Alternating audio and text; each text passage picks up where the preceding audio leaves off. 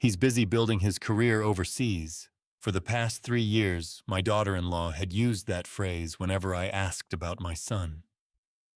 Then one Saturday morning at the farmer's market, a trembling delivery man thrust a mysterious package into my hand and whispered, "My brother is up to something terrible. You need to know where your son really is. See for yourself." I suddenly felt a chill run down my spine as I realized the truth. I couldn't remember the last time I'd heard my son's voice. I rushed home. The lie had officially fallen apart. This story begins with trust and ends with truth. Before we start, drop a comment. Have you ever had to fight for someone you love when everyone else said to give up yes or no? Your answer might help someone else today.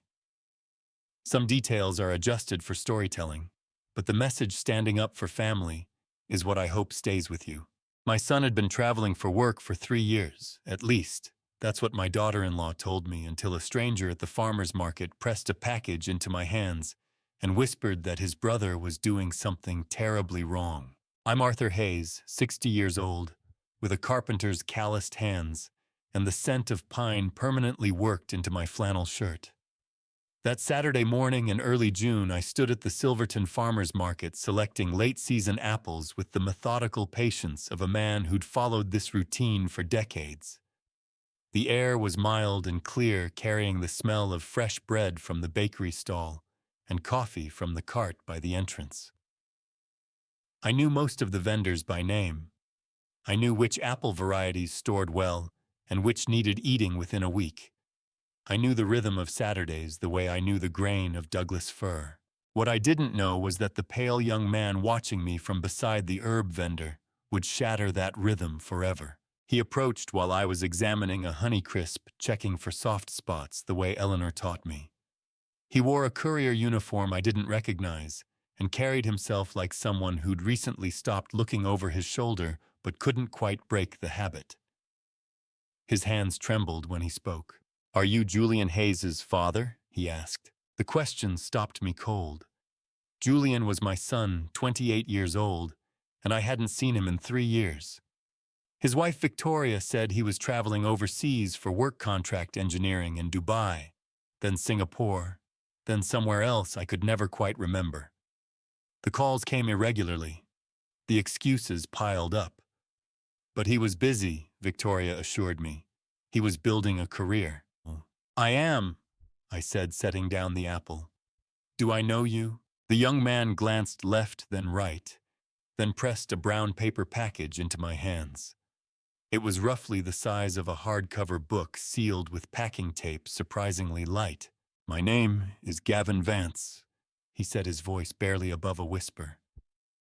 "I'm a delivery courier, but that's not why I'm here." He swallowed hard. "My brother is doing something wrong. You need to know the truth. Watch it alone. Your brother—" I gripped the package tighter. "What brother? What truth?" "Just watch it," Gavin said, already stepping backward into the crowd. "I shouldn't even be here. If he finds out—" He stopped himself, shook his head. "You need to know what's happening to Julian. You need to know where he really is." Then he turned and disappeared between the produce stalls, leaving me standing there holding a package and a dozen unanswered questions. What makes a man look over his shoulder in broad daylight? At a farmer's market full of neighbors and coffee vendors, what puts that kind of fear in someone's eyes when all he's doing is handing over a package? I paid for my apples without tasting them. I walked to my truck in the gravel lot with my hands beginning to shake. The package sat on the passenger seat during the entire 10-mile drive back to my woodworking shop, its brown paper surface revealing nothing, its weight suggesting something electronic inside. A USB drive, maybe. A phone. Evidence. The word arrived in my mind unbidden, and I couldn't shake it. My shop sat on 50 acres of pine forest outside Silverton, far enough from town that the only sounds were wind through trees and the occasional truck on the county road. I'd built the business over 30 years, crafting custom furniture and cabinetry for clients who appreciated traditional joinery and wood that would outlast them. Eleanor used to say I measured twice and cut once in life the same way I did with lumber, careful, patient, trusting the process. Eleanor had been gone 18 months. Stroke sudden and vicious, leaving me in a workshop that still smelled like her lavender sachets hanging from the rafters. Some mornings I'd walk in and forget she was gone just for a second before the silence reminded me. I brought the package inside to the old oak kitchen table where we'd shared 35 years of meals. The shop was quiet except for the ticking of the wall clock Eleanor bought at an estate sale in 1998. I set the package down between my hands and stared at it. Eleanor, I said to the empty room, I wish you were here to tell me what this means. But Eleanor wasn't here. And Julian wasn't in Dubai or Singapore or wherever Victoria claimed this month. And a terrified young man named Gavin Vance had just told me his brother was doing something wrong. The comfortable story I'd been telling myself for 3 years, that Julian was busy, that he'd call when he could, that everything was fine, began to crack like old varnish. I thought about the last time I'd actually spoken to Julian. Not a brief phone call where Victoria answered and said he was in a meeting. Not a text message that could have been sent by anyone. An actual conversation where I heard my son's voice and knew it was him. I couldn't remember. The realization hit me like a hammer to the thumb, sharp, immediate, impossible to ignore. I couldn't remember the last time I'd heard Julian's voice. The shop smelled like Eleanor, like pine and morning coffee, and 35 years of a life built board by board. The June sunlight filtered through the workshop windows, illuminating sawdust motes that hung suspended in air. Everything looked exactly as it should. Everything felt wrong. The package sat on the oak table between my calloused hands, innocuous brown paper concealing whatever had driven a stranger to seek me out with fear in his eyes. I'd built this table 40 years ago, before Julian was born, before I understood what it meant to lose control of your own son's life. Gavin Vance's words echoed in my memory. You need to know where he really is, not where he's working, not where he's traveling, where he is. I reached for the tape. The tape peeled away with a sound like tearing skin. Inside the package, I found 3 items: a USB drive, a photograph, and a handwritten letter folded twice. I pulled out the photograph first, and the world tilted. Julian stood against a concrete wall holding a newspaper. The date on the masthead read December 2024, 6 months ago. The location stamp in the corner read Blackwood Care Center, Portland, Oregon, barely 20 miles from my workshop.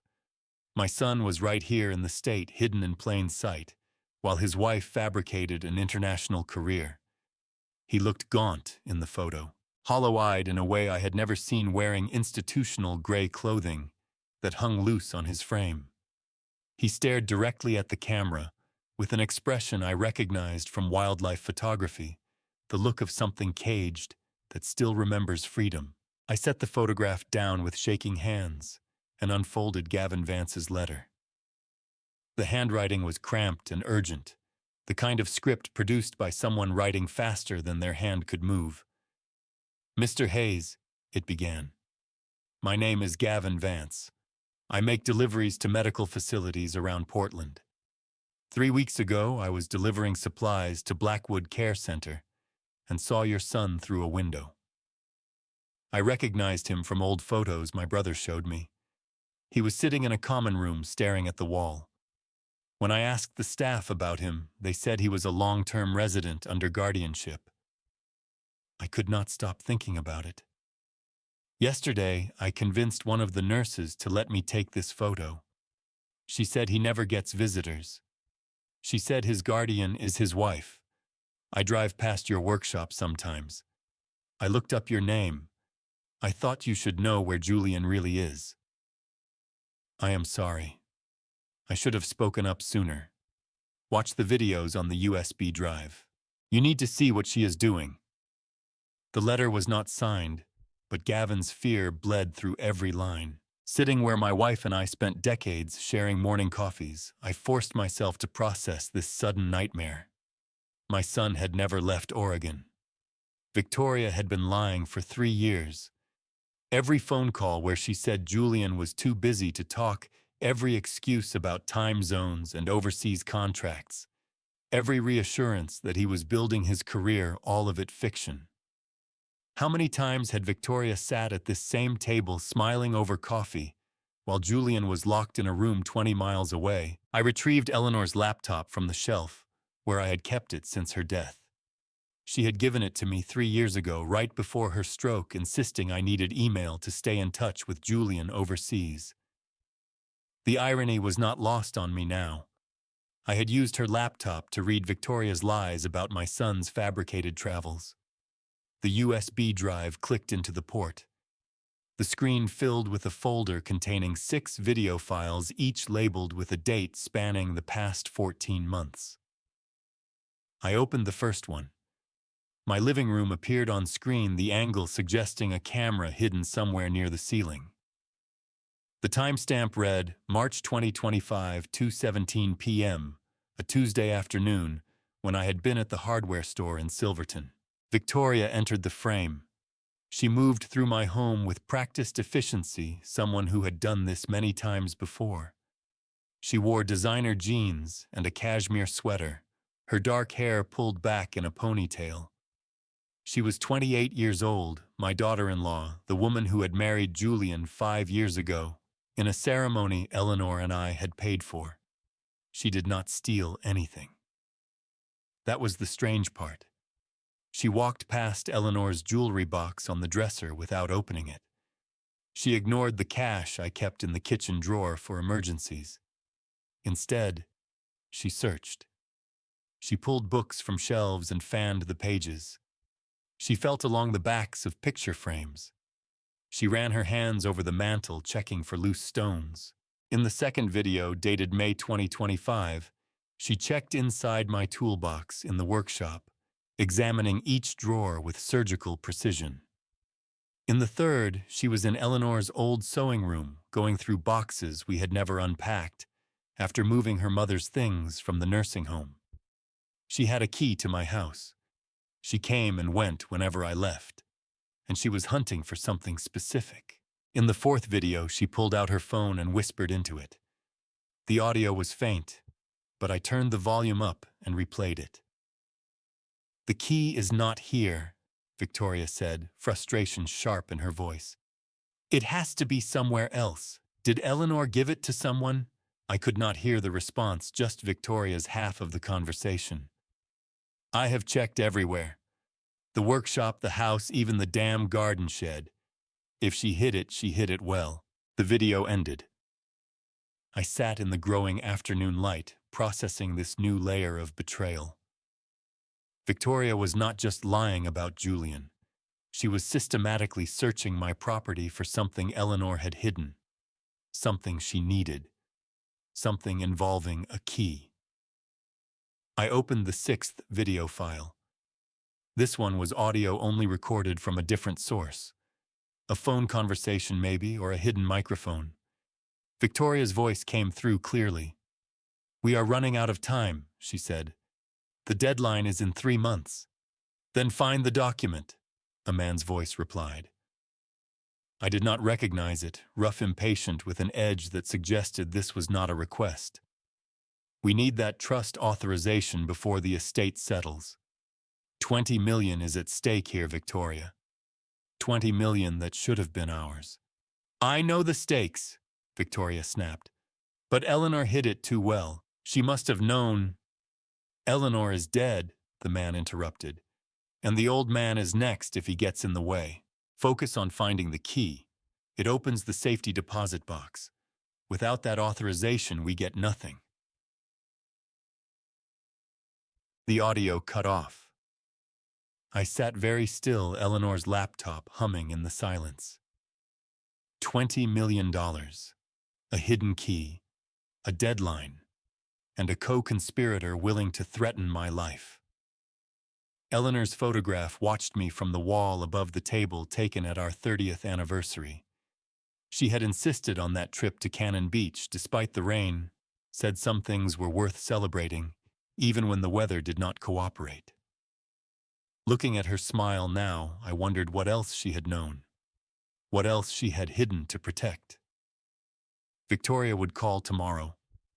She always called on Sundays to check on me playing the dutiful daughter-in-law. And for the first time in 3 years, I would lie to her face. But first, I needed to find what Eleanor had left behind. I spent Saturday night searching Eleanor's desk and found the safe deposit key taped under the bottom drawer, exactly where she used to hide birthday presents she didn't want me finding early. Sunday morning, I slipped it into my pocket and waited for Victoria's car to appear in my driveway.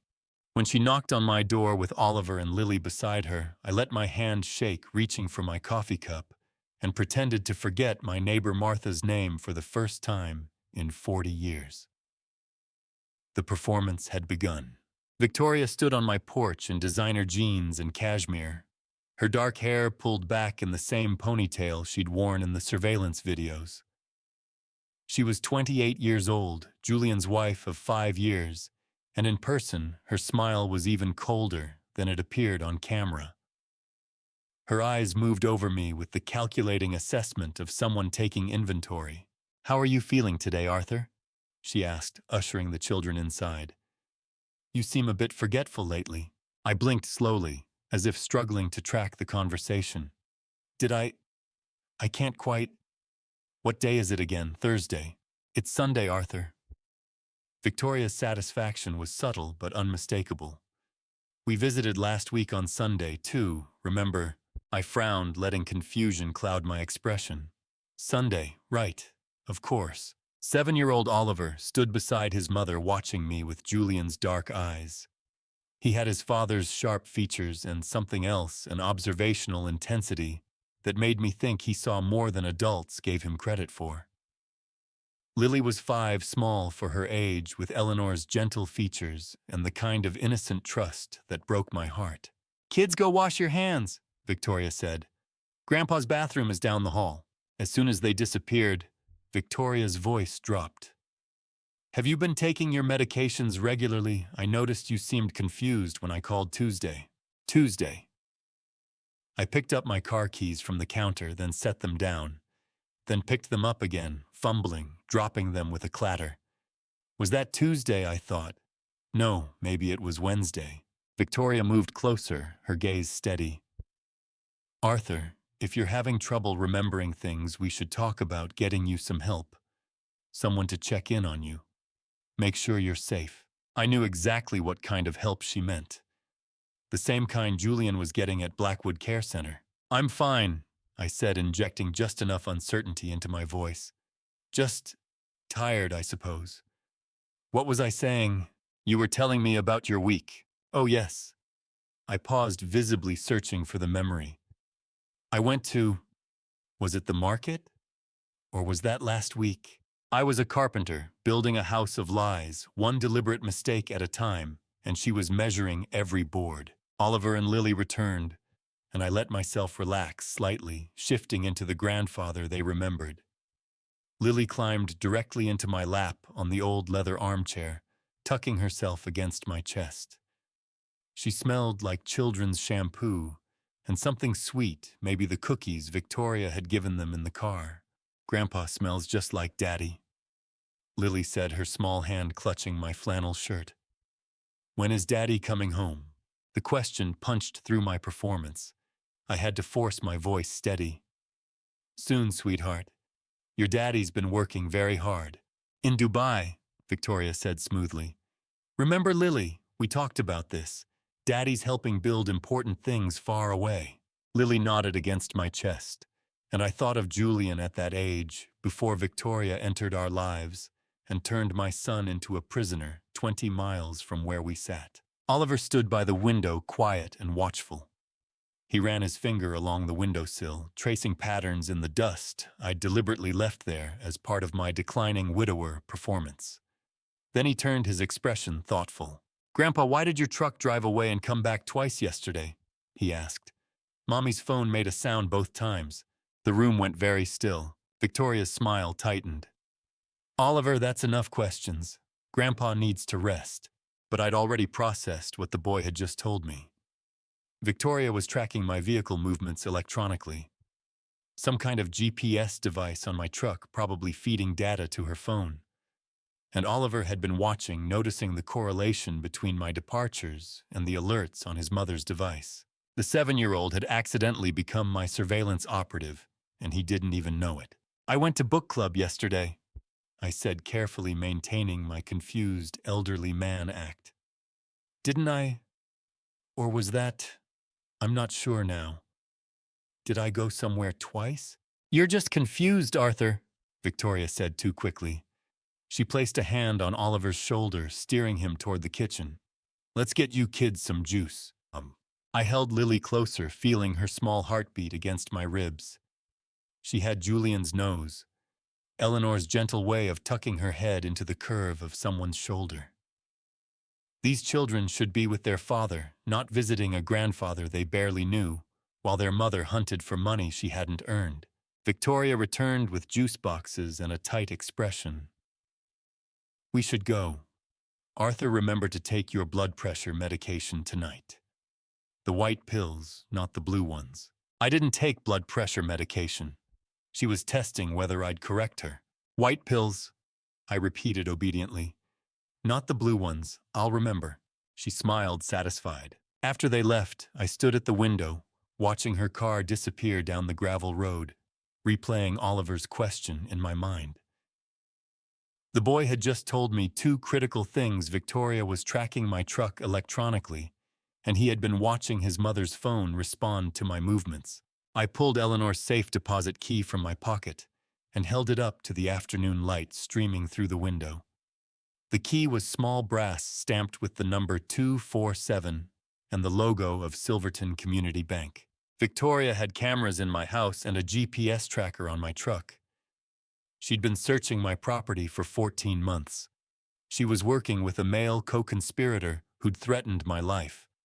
And she had my grandchildren as unknowing accomplices in her surveillance operation. But she didn't know I'd found the key. Tomorrow morning, I'd drive to the bank. I'd let her tracker tell her exactly where I was going. An old man running errands, forgetting what day it was, no threat to anyone. And I'd find out what Eleanor had hidden that was worth $20 million. The game had rules now. I just had to make sure I played them better than she did. The safe deposit key had sat in Eleanor's desk drawer for 2 years, a small piece of brass I'd nearly forgotten. Monday morning, I drove to Silverton Community Bank, knowing my wife had prepared for a war I didn't understand until now. The bank opened at 9. I arrived at 8:55, letting Victoria's GPS tracker document my routine errand while I played the part of a forgetful widower running morning business.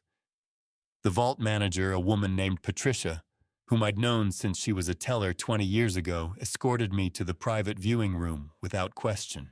Box 247 was small, unremarkable, identical to dozens of others lining the vault walls. I slid Eleanor's key into the lock and turned it.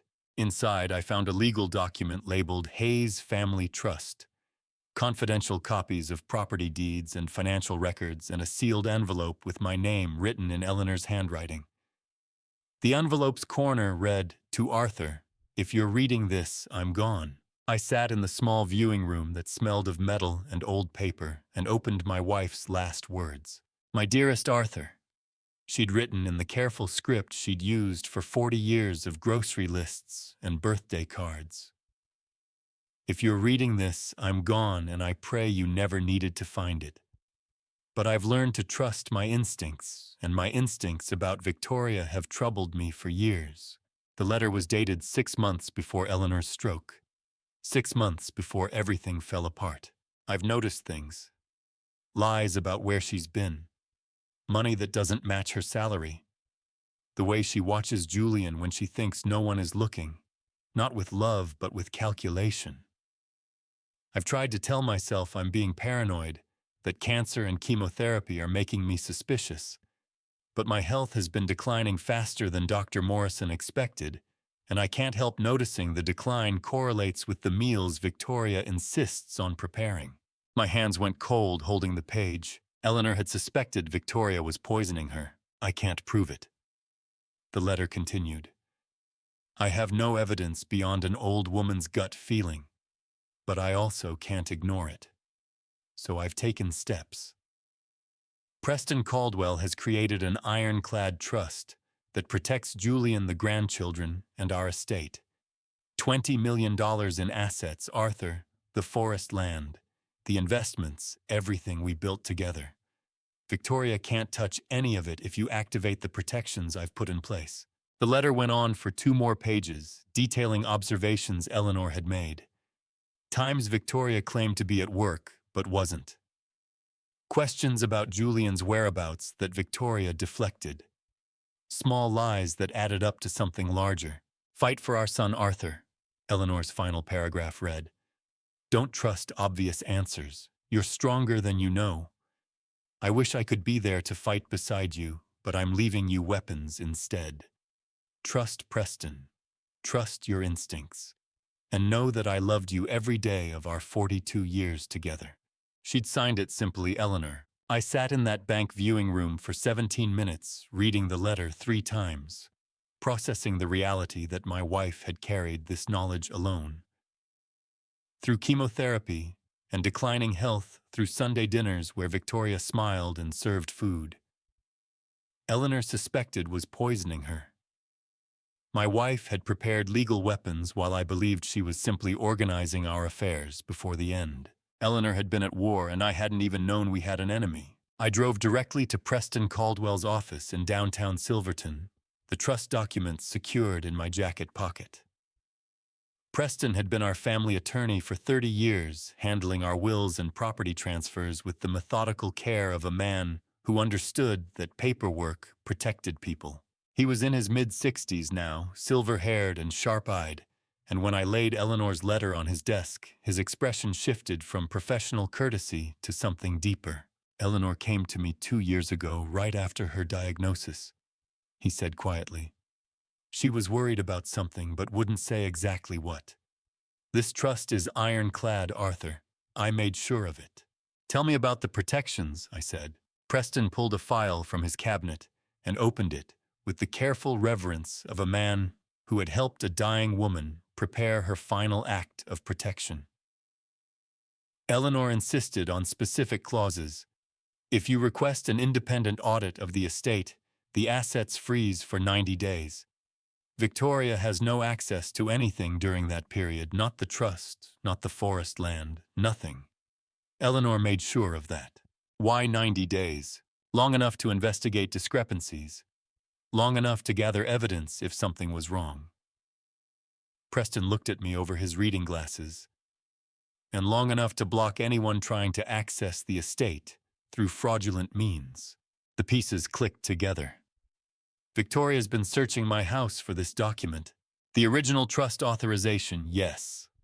Preston tapped the folder. If she destroys it and files her own version with the court, she could claim the protections don't exist.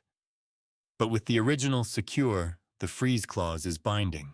How long has she known about the trust? She doesn't.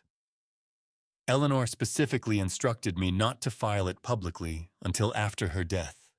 Victoria has no idea this exists. She only knows Eleanor had assets and that you're the executor. How many times had Victoria sat across from me at Sunday dinners, knowing she needed to find something in my house but not knowing exactly what, searching through Eleanor's sewing room and my workshop, desperate to locate a document she didn't even know the name of. There's something else, Preston said.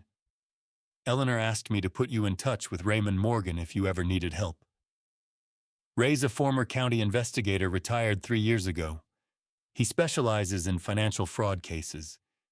If you need someone to gather evidence, he's the person Eleanor trusted. I walked out of Preston's office with Eleanor's trust documents secured in my jacket, understanding the full scope of my wife's strategy. Victoria had been playing chess for 3 years, moving pieces, building a trap around Julian and the estate. But Eleanor had set the board 2 years before she died. The original trust document was the king, and Victoria needed to capture it before I learned the rules of the game. But I'd just learned them all. And tomorrow I'd meet the investigator my wife had chosen to help me win. Preston gave me Raymond Morgan's number Monday afternoon.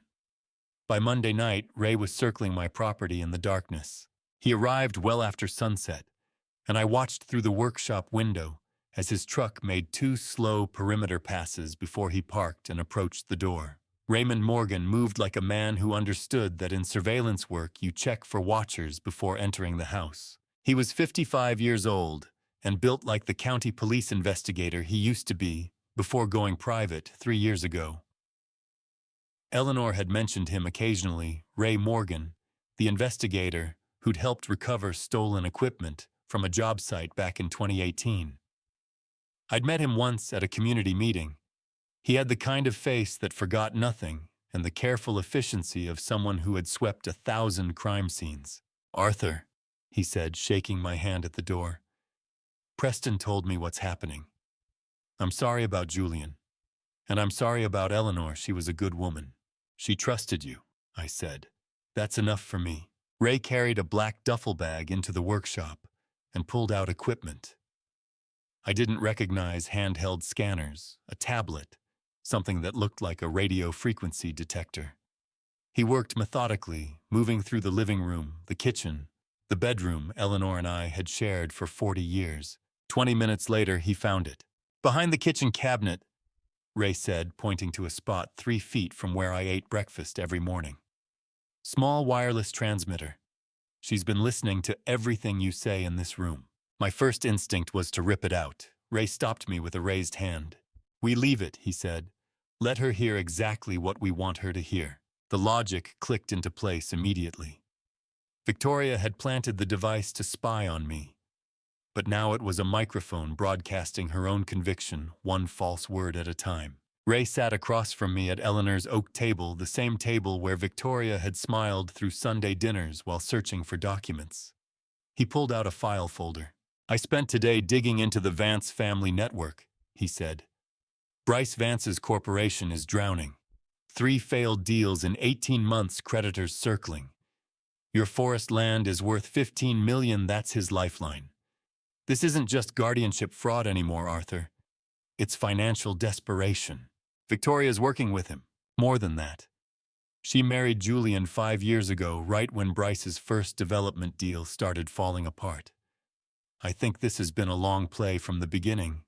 Get close to the Hayes family, wait for Eleanor to die, seize control of the assets through Julian." The words should have shocked me.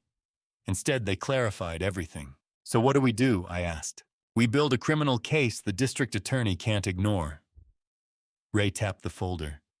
"Documented fraud, recorded attempts to access accounts, evidence of conspiracy. We make Victoria so desperate she makes mistakes, and we use that bug to feed her exactly the information we want her to act on." "What kind of information?" Ray smiled. It wasn't a pleasant expression. "The kind that gets her to commit crimes we can prove." Tuesday morning, I sat at my kitchen table near the listening device and made a phone call.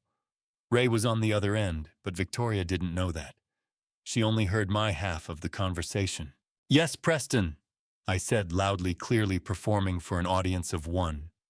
"The account number is 742,986 at Silverton Federal. 3.2 million in liquid assets Eleanor kept separate. Not in the trust yet." I paused as if listening to Preston's response. "I know I should transfer it, but I keep forgetting the passwords. Maybe next week. Or the week after. I wrote it down somewhere but can't remember where." Another pause. Yes, I'll be more careful. Account 742,986. I'll try to remember." I hung up and sat in the silence of my kitchen, knowing Victoria was listening through her device, processing the gift I'd just handed her. An account with over $3 million. Not protected by Eleanor's trust. Accessible to anyone with the right credentials. Like someone with legal guardianship over Julian Hayes. Ray had already contacted the bank Silverton Federal Credit Union, a real institution. He'd briefed their compliance officer on what to expect and how to respond. The account number was fabricated. But Victoria didn't know that. She just knew there was money she could reach. 2 hours later, Ray called. "She took the bait," he said. Victoria called the bank at 9:47 this morning, using Julian's guardianship papers to demand account access. The compliance officer logged everything. I closed my eyes, feeling something shift in my chest. Not quite relief, not quite satisfaction. Something colder. What exactly did she say? She identified herself as Victoria Hayes, legal guardian of Julian Hayes. Said she needed to access account 742986 for his medical care expenses. Provided his social security number and guardianship case number. Demanded immediate access. And the bank told her the account doesn't exist and logged the entire interaction as suspected fraud. The compliance officer is filing a formal report with law enforcement. We have timestamps, recordings, everything. How many other families had Victoria and the Vance network done this to, trapping vulnerable people and draining their assets while the legal system looked the other way? Victoria just wrote her first criminal charge into her own file, I said, and she doesn't even know it. First charge, Ray agreed. But we need more. One attempted fraud isn't enough to break a guardianship and free Julian. We need a pattern. We need conspiracy evidence linking her to Bryce. We need her so buried in documented crimes that no judge can ignore it. Then we keep feeding her rope until she hangs herself with it, Ray finished. He called back at noon with the full documentation. Timestamps, call recordings. The bank officer's sworn statement that Victoria Calloway Hayes had attempted to access a non-existent account using fraudulent guardianship authority. One crime down, documented and logged. But Victoria didn't know we had her yet. And that meant she would keep moving, keep searching, keep making mistakes I could use to free my son. I sat in Eleanor's workshop that afternoon, running my hand over the smooth pine of the workbench, where she'd hidden the recording device 3 years ago. My wife had known.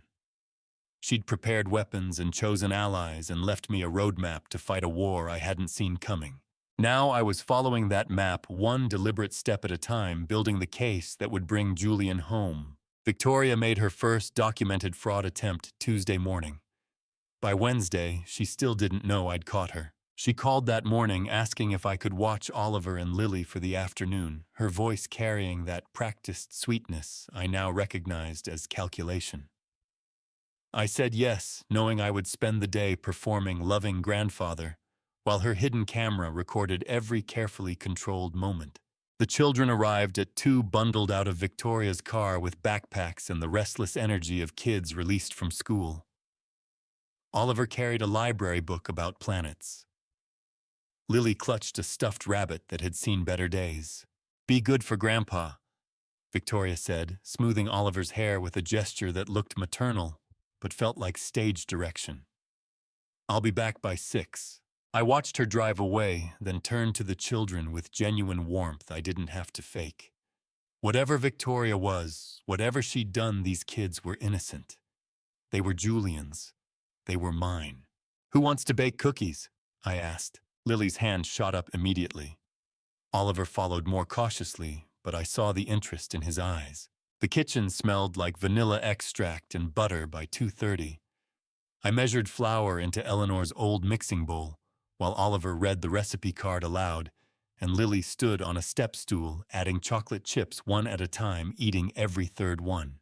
"Grandpa," Oliver said, his voice careful in the way children's voices get when they're asking questions they've been thinking about for a while. "Is Daddy really working overseas?" I kept measuring, keeping my hands steady. "That's what your mother said. Why do you ask?" "My teacher, Mrs. Brennan, said she saw Julian Hayes is still in Oregon. She said he hasn't gone anywhere." Oliver frowned, concentrating on getting the words exactly right. "But Mom says he's in Dubai. Those are different places." My heart pounded so hard I thought Oliver might hear it. The surveillance camera watched from its hidden position near the ceiling. Victoria would review this footage, looking for any sign I knew the truth. "Teachers make mistakes sometimes," I said gently. "Maybe Mrs. Brennan was thinking of someone else." "Maybe," Oliver said, but he didn't sound convinced. Lily abandoned the chocolate chips and climbed into my lap, her small weight settling against my chest. She smelled like children's shampoo and the vanilla we'd been measuring. "Grandpa smells just like Daddy," she said, tucking her head under my chin. "When is Daddy coming home?" Lily's weight in my lap, her innocent trust that Grandpa could fix anything, nearly broke through the performance I had to maintain. I wrapped my arms around her and felt Oliver lean against my shoulder, and for a moment I forgot about cameras and fraud and the listening device behind the cabinet. "Your daddy loves you both very much, sweetheart," I said, my voice rougher than I intended. "No matter where he is, that never changes." "But when is he coming home?" Lily insisted. I looked at Oliver, whose dark eyes, Julian's eyes, watched me with an intelligence that saw more than adults gave him credit for. I made a decision. "I promise I'll find out what's happening with your daddy," I said. "That's a promise, Oliver." "Lily, Grandpa promises." Oliver nodded slowly. "Okay, I believe you." We baked 3 dozen cookies. Lily ate 4 before dinner. Oliver helped me clean flour off the counter while telling me about the solar system and how Jupiter has a storm that's been going for hundreds of years. I listened and asked questions, and tried not to think about Julian locked in Blackwood Care Center 20 miles away, missing these moments with his children. Victoria arrived at 6 p.m. exactly. She lingered at the door, her eyes scanning the living room, with a casualness that wasn't casual at all. I recognized the look now. She was checking if anything had been moved, if I'd been searching for something, if the hidden camera had captured anything useful. "Thank you so much for watching them, Arthur," she said. "I hope they weren't too much trouble." "Never," I said honestly. "They're wonderful kids." Victoria smiled, then hesitated, her hand on the doorframe. "Arthur, I've been thinking about Eleanor's old files. Did she keep copies of property records or trust papers? I thought they might help with organizing the estate." The question landed like a hammer wrapped in velvet. This was the first time Victoria had asked directly about Eleanor's documents. 3 years of secret searching, and now I was desperate enough to risk showing her hand. I blinked slowly, letting confusion cloud my features. "I'm not sure what I have. I can look if you'd like. Things are a bit scattered since Eleanor passed." Relief flickered across Victoria's face so quick I almost missed it. "That would be wonderful. Maybe I could come by next week and we could go through things together." "No rush. I just want to make sure we have everything organized properly." How many times had she sat at this same table over Sunday dinners, watching me, calculating when I would be away so she could search freely? "That sounds fine," I said. "Tuesday, Wednesday. I'll call you," Victoria said, already ushering the children toward the car. "Say goodbye to Grandpa." Oliver hugged me at the door. Lily squeezed my hand. "Remember your promise, Grandpa?" Oliver whispered. "I remember," I whispered back. I stood in the doorway, watching Victoria's car disappear down the gravel road, the June evening, settling into that long twilight Oregon does so well. The workshop behind me smelled like cookies and wood shavings and Eleanor's lavender sachets. Somewhere 20 miles away, my son sat in a facility room, maybe smelling the same evening air through a window he couldn't open. Oliver's question echoed in my mind. Mrs. Brennan had seen through the lie without even knowing it mattered. Julian Hayes is still in Oregon. She'd said it to a 7-year-old in casual conversation, and now that 7-year-old was asking questions that made Victoria's carefully constructed story crack. The truth was leaking through one elementary school teacher and one sharp-eyed boy at a time, and Victoria knew it. That's why she'd finally asked directly for the documents that would stop me forever, the documents already locked in Preston Caldwell's office safe where her hands would never reach them. Next week, she'd come to search my house under the guise of helping organize Eleanor's files. She'd move through every room with desperate efficiency, hunting for trust papers that weren't here. Let her come. Let her search. Every minute she spent looking was another minute Ray spent building the criminal case that would free Julian and bring him home to his children. I'd made Oliver a promise, and I intended to keep it. Victoria would search my house next week looking for documents that didn't exist. But Thursday night, Ray arrived with evidence that made Eleanor's trust papers feel like just one piece of a much larger puzzle. He came after dark the way he always did, now parking behind the workshop, where headlights from the county road wouldn't catch his truck. He carried a black accordion file and a rolled-up sheet of poster board. "We need the workbench," he said. I cleared the space, moving tools and lumber scraps to the side. Ray spread the poster board across the scarred wood surface. It was a network diagram, the kind police use to map criminal organizations. 3 photographs were pinned to the center, connected by red lines that converged on a single surname: Vance. "They're all brothers," Ray said. I stared at the photographs. Bryce Vance, the CFO whose corporation needed my forest land. Dr. Harlan Vance, the medical director at Blackwood Care Center, where Julian was imprisoned. Attorney Bertram Vance, who would be representing Victoria in court. 3 men I'd thought were Victoria's associates. 3 men who shared the same last name. "Birth certificates," Ray said, pulling documents from the file. Bryce Vance, Dr. Harlan Vance, and attorney Bertram Vance. 3 different men, 3 different professions. Birth certificates show their biological brothers ages 62, 50, and 35. Gavin is the youngest at 32. He laid the certificates side by side. Same parents listed. Different birth years spanning 3 decades, but unmistakably the same family. "Gavin's the one who brought you the package," I said slowly. "Gavin's the one who broke ranks." Ray tapped the youngest photograph. "He's been watching his brothers run this operation for years. He finally had enough." I looked at the network map Ray had drawn following the red lines between positions. Bertram's photograph connected to legal documents. Harlan's linked to medical records. Bryce's spread to property titles and financial statements. "This is a system, Arthur," Ray said. Bertram files the guardianship petition, Harlan provides the medical justification, Bryce handles the money. They've done this at least 9 times that I can document. Maybe more. 9 times. 9 guardianship cases over the past 5 years, where 1 or more Vance brothers appear in the court records. Different combinations, different roles, but the pattern is consistent. Elderly or vulnerable individuals suddenly declared incompetent, placed under guardianship, their assets systematically drained. Ray pulled more files from the accordion folder. Case numbers, court filings, property transfers.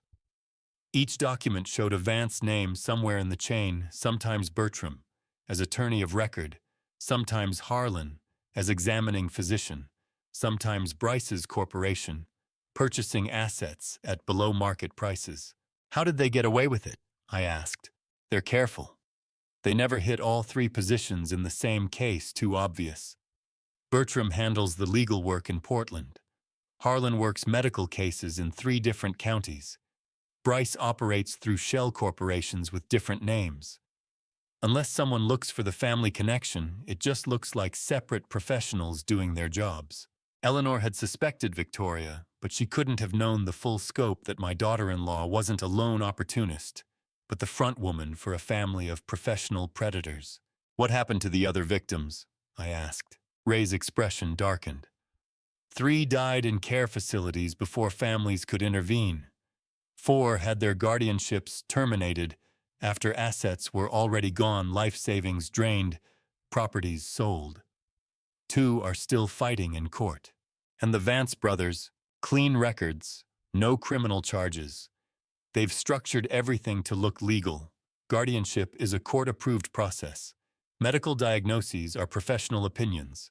Real estate transactions are voluntary sales. By the time families figure out what happened, the money's gone, and the paper trail leads nowhere.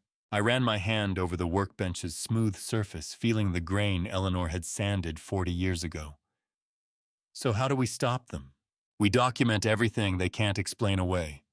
Victoria's fraud attempt on the fake bank account that's criminal. The listening device in your kitchen that's illegal surveillance. The GPS tracker on your truck that's stalking. We build a criminal case so airtight that prosecutors can't ignore it. And then what they've beaten this 9 times before. They've never faced someone who knew what they were before the trap closed," Ray said. You have Eleanor's trust protecting the assets. You have Preston Caldwell, who understands guardianship law. You have me documenting every move they make. And you have Gavin feeding us information from inside their operation. I looked at the network diagram again. 4 brothers. 3 had chosen to build a criminal enterprise. 1 had chosen to tear it down from the inside.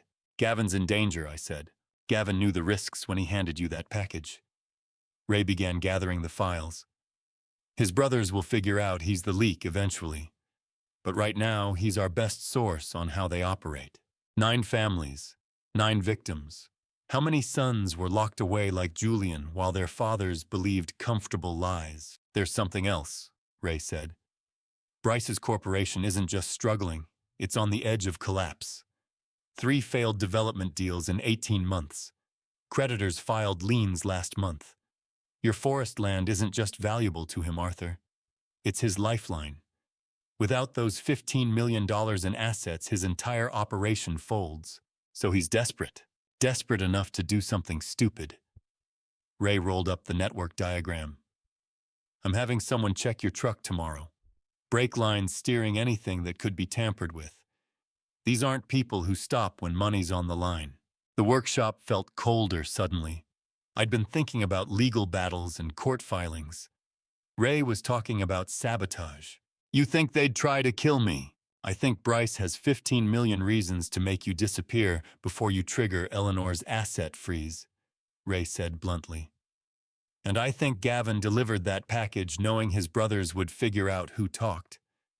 We're playing against people who've made guardianship fraud into a family business, Arthur.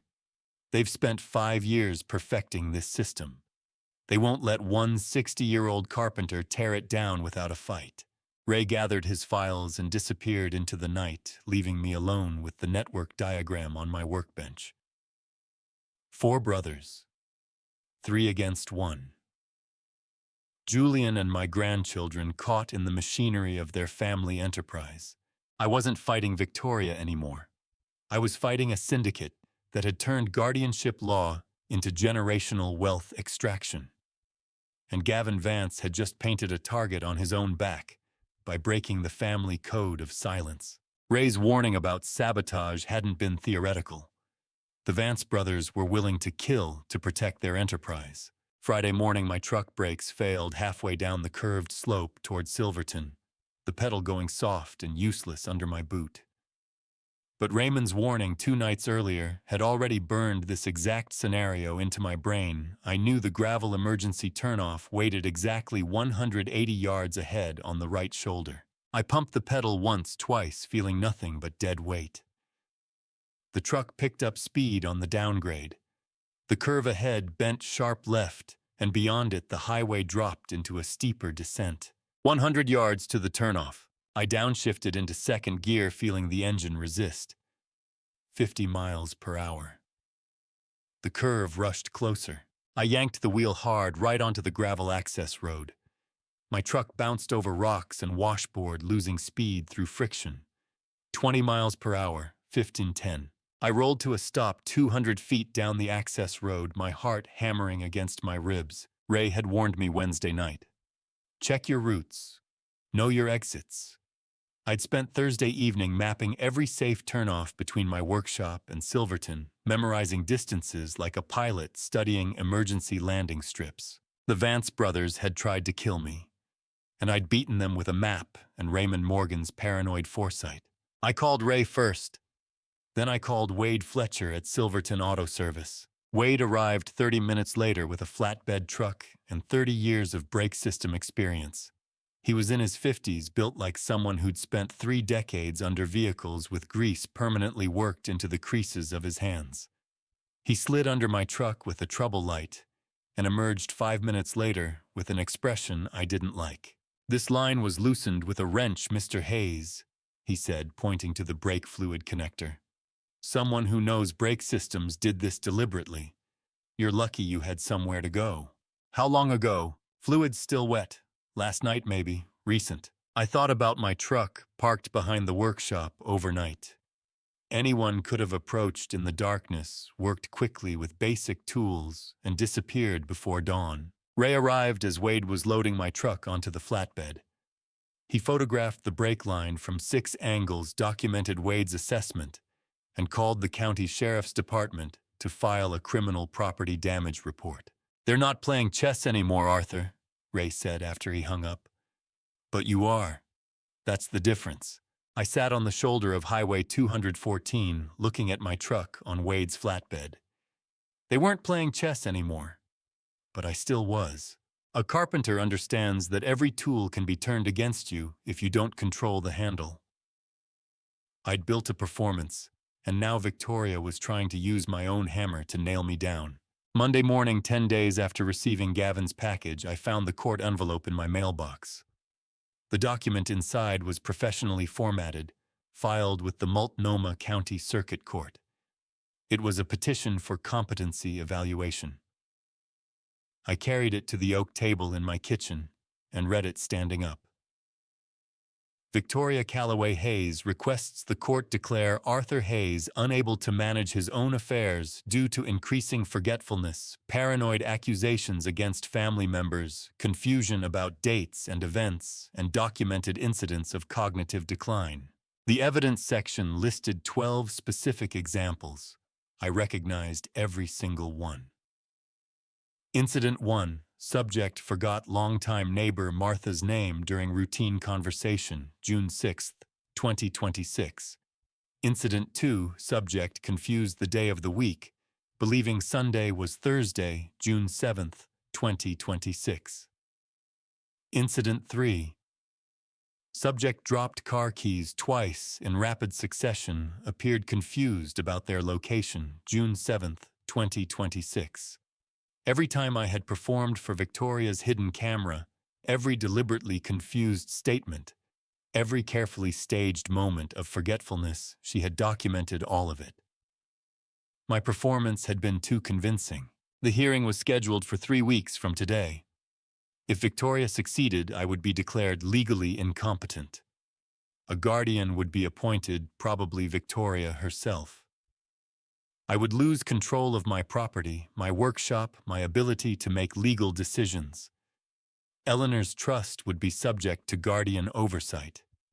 I would become exactly what Victoria had made Julian, a prisoner of fraudulent guardianship, while she dismantled everything Eleanor and I had built.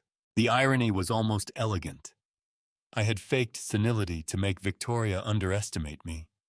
She had documented my performance and turned it into legal evidence. My own strategic deception had become her weapon. How do you prove you are not senile when the evidence against you is your own perfectly executed performance of senility? I called Preston Caldwell.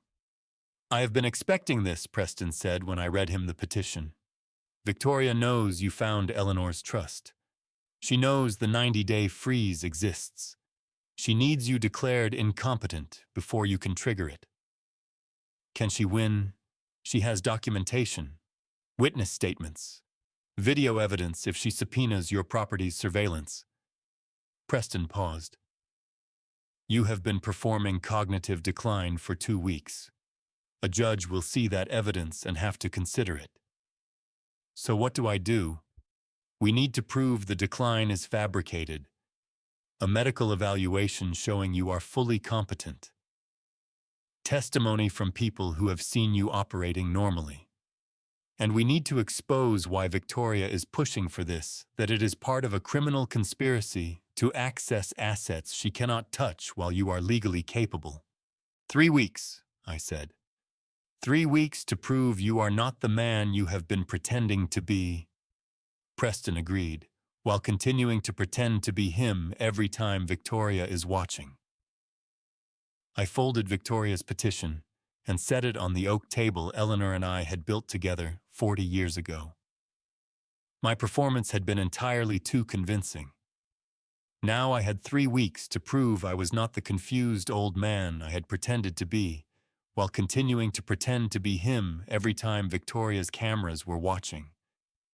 The irony would have been funny if my son's freedom and my grandchildren's future did not hang in the balance. The competency hearing was 10 days away. I had to prove I wasn't senile while performing senility every time Victoria watched. The paradox would have been funny if it wasn't going to determine whether I could save my son. Tuesday morning. My phone vibrated with a message from an unknown number. Withdraw all filings regarding Julian Hayes within 48 hours, or his care schedule will change in ways you won't like. This is your only warning. I read it 3 times. Then I forwarded it to Ray without responding. He called back within the hour. Don't reply, Ray said. Don't acknowledge it. I'm running the number now. They're threatening Julian. They're panicking. That's good for us. 2 hours later, Ray called again. The burner phone traces back to a Shell LLC registered to Bryce Vance. They just handed us extortion with a digital signature. I sat at Eleanor's oak table staring at the text message on my phone screen. They're threatening Julian to stop me. That means they're terrified. And terrified people make mistakes. They're making them faster than we can document them, Ray agreed. Vehicle sabotage, extortion, terroristic threatening. We're building a criminal case that even a corrupt prosecutor can't ignore. But Arthur, they're not bluffing about Julian. If you keep pushing, they will hurt him. If I stop pushing, they win. Julian stays imprisoned. Victoria gets the estate. The Vance brothers move on to victim number 10. Ray was quiet for a moment. Then we push harder and faster. And we pray we get there before they follow through. They were threatening my son to control me, which meant every move I made from here forward carried Julian's safety in the balance. Wednesday night, 10 days before the competency hearing, Raymond brought someone to my workshop after dark. She arrived at 11 p.m., her car parked 300 yards down the access road for safety. Ray escorted her through the darkness, both of them moving like people who understood that being seen could be dangerous. Clara Jenkins was 40 years old, with dark circles under exhausted eyes, and the careful movements of someone who had witnessed crimes and carried the weight of moral compromise for too long. She clutched a USB drive in trembling hands as she entered my darkened workshop. Clara was head shift nurse at Blackwood Care Center, Ray said. She resigned 2 weeks ago. She has information about Julian. I gestured to the chairs at the workbench. Tell me. Clara sat setting the USB drive on the scarred wood surface between us. I worked at Blackwood for 4 years. I saw things that didn't make sense. Patients with diagnoses that didn't match their behavior. Billing that didn't match services. I kept my head down because I have a daughter and jobs are hard to find. What changed? I asked. She looked at me with eyes that had seen too much. I couldn't do it anymore. Not after I started reading the patient files and realized what was happening. Ray nodded to the USB drive. Show him. Clara opened my laptop and inserted the drive.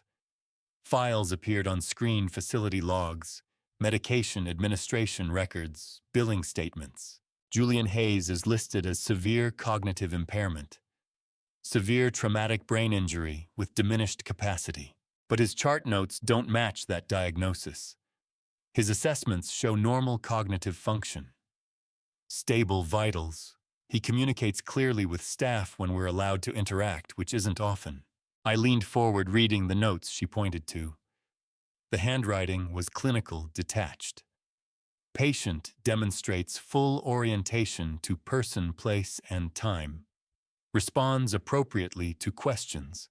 No signs of confusion or impairment. Then why is he listed as impaired? I asked. Clara clicked to a different file. They inject him with sedatives an hour before visits. Every time. Look at the medication logs: lorazepam 2 milligrams administered 60 minutes prior to any scheduled visitation or evaluation. It creates temporary cognitive suppression. Makes him appear confused, drowsy, unable to communicate clearly. The pattern was there in the records.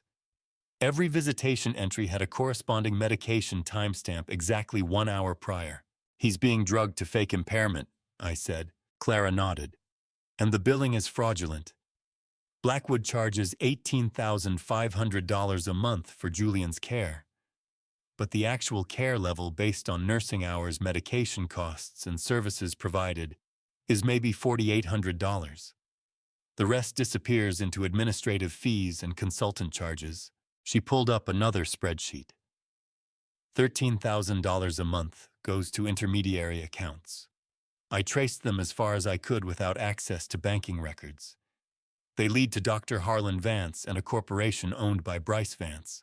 $18,500 a month for 3 years. That was $798,000 extracted from my family, while my son was held conscious and aware. "Why are you telling me this?" I asked. "Because I saw what happened to the journalist who asked questions about guardianship fraud," Clara said quietly.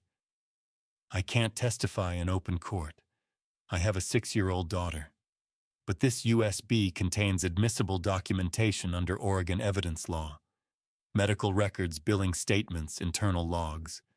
They can be authenticated through chain of custody without my live testimony." Ray touched her shoulder. "Clara's giving you everything she has, but she can't be the one who hands it to prosecutors." "I understand," I said. "Thank you." Clara stood, her hands still trembling. "Julian is being held fully conscious. He knows where he is. He knows something is wrong. And every time they drug him before visits, he still tries to communicate.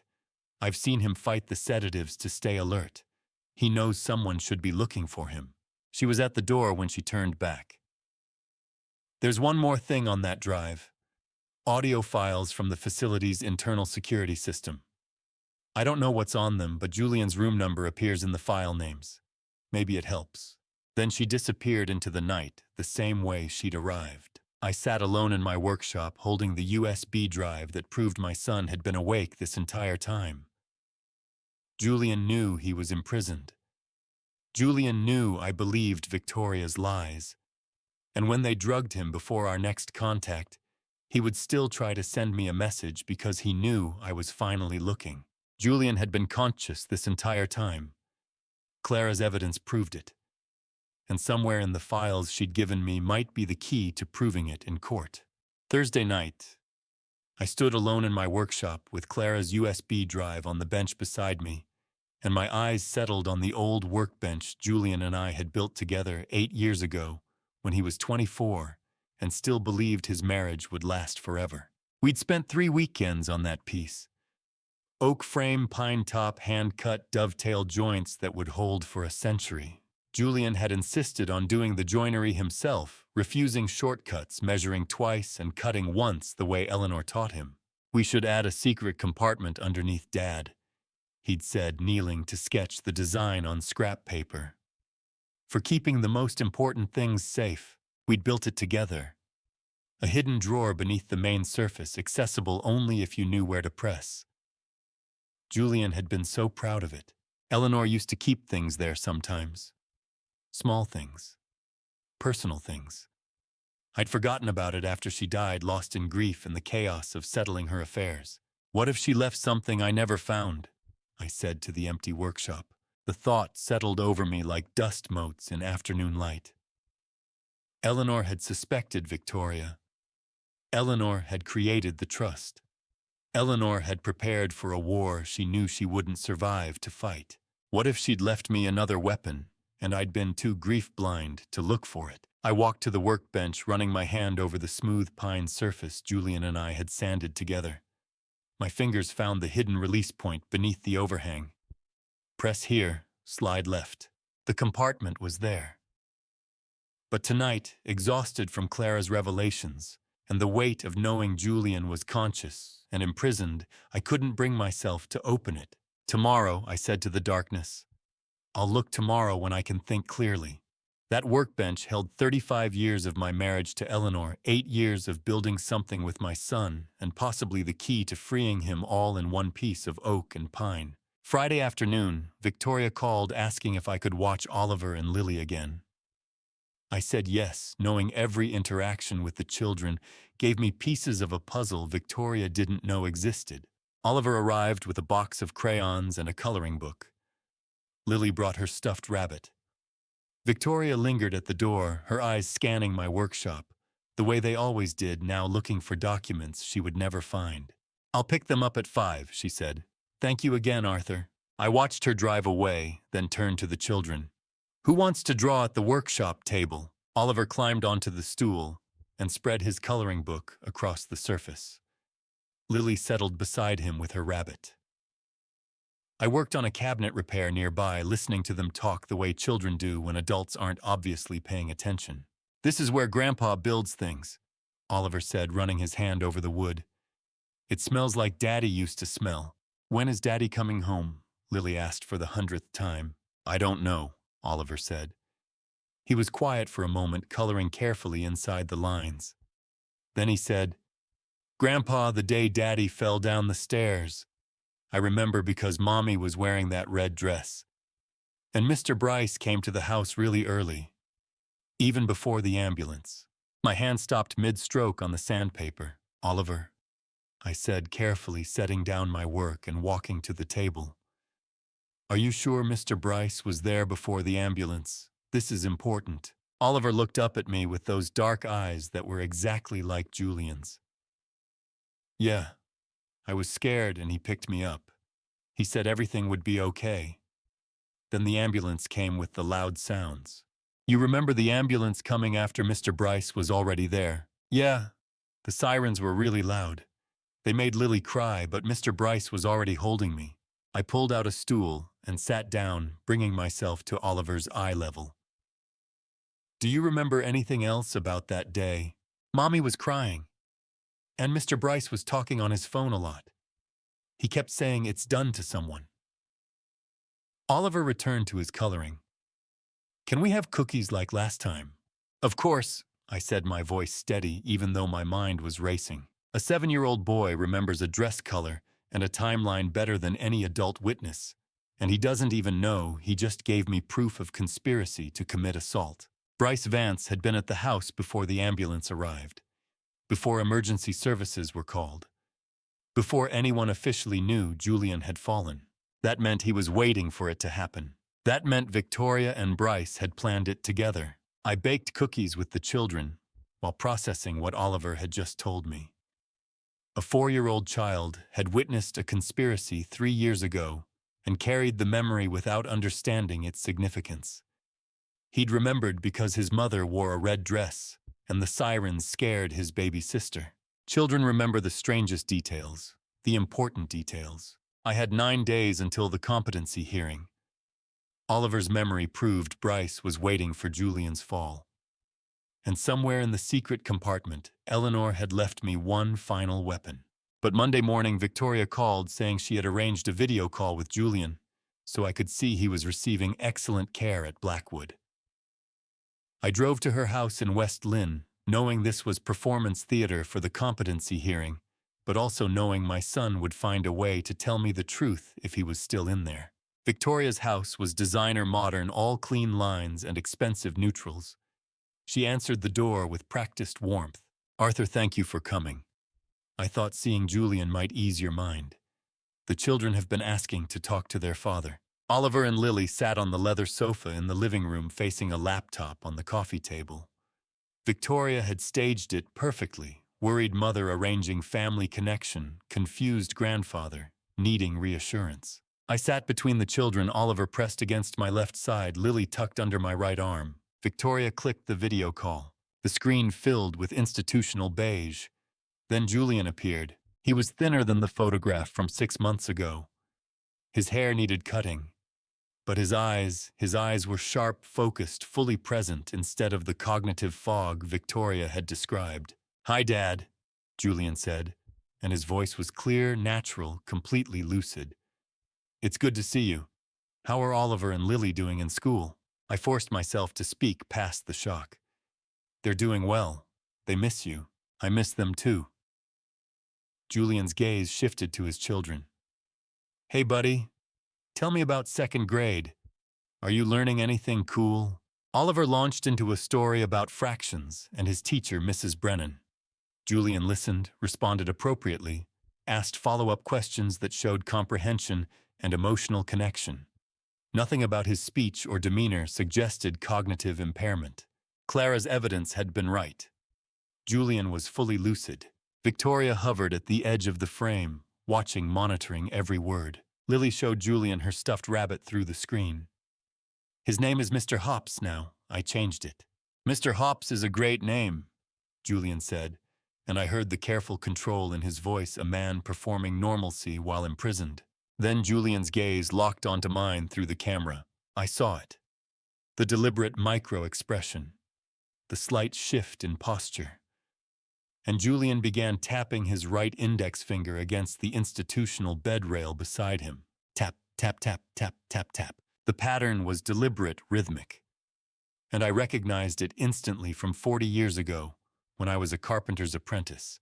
And the old journeyman taught me Morse code because sometimes job sites were too loud for shouting. Short, short, short, long, long, long. IAM. My heart stopped. Short, short, short, short, short, short, long, short, short. H-E-R-E. IAMHERE. Julian maintained eye contact with me while continuing to talk to his children, his finger never stopping its rhythm against the bed rail. The tapping wasn't random. It was a message deliberate and clear, repeated over and over.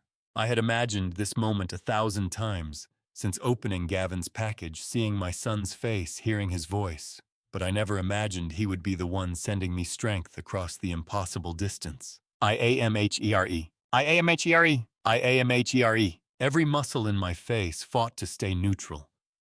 Victoria was watching. The camera was recording. I couldn't react. Couldn't let her see that Julian and I were communicating wordlessly across the digital void. But inside, my heart was breaking and reforming simultaneously. My son was awake, aware, trapped, and telling me he knew I was finally looking. "Your grandpa is doing okay," Julian said to Oliver, still tapping. "He's taking care of you guys, right?" "Yeah," Oliver said. "We baked cookies at his workshop." "That sounds perfect," Julian said. His eyes never left mine. Tap, tap. Short, long. Long, long. Short, short, short, short. Short. Short, long, short. Short. IOMHERE. The pattern burned into my brain like fire. Long, short, short, short, I. Short, short, A. Long, short, M. The rhythm was unmistakable, impossible to misread. "I love you guys," Julian said to his children. "Be good for your mom and Grandpa Arthur." "We will," Lily promised. The tapping continued throughout the remaining 3 minutes of the call. Julian asked about school, about friends, about what books Lily was reading. Every word was coherent, appropriate, emotionally connected. Every tap against that bed rail was a message to me. "I am here. I am awake.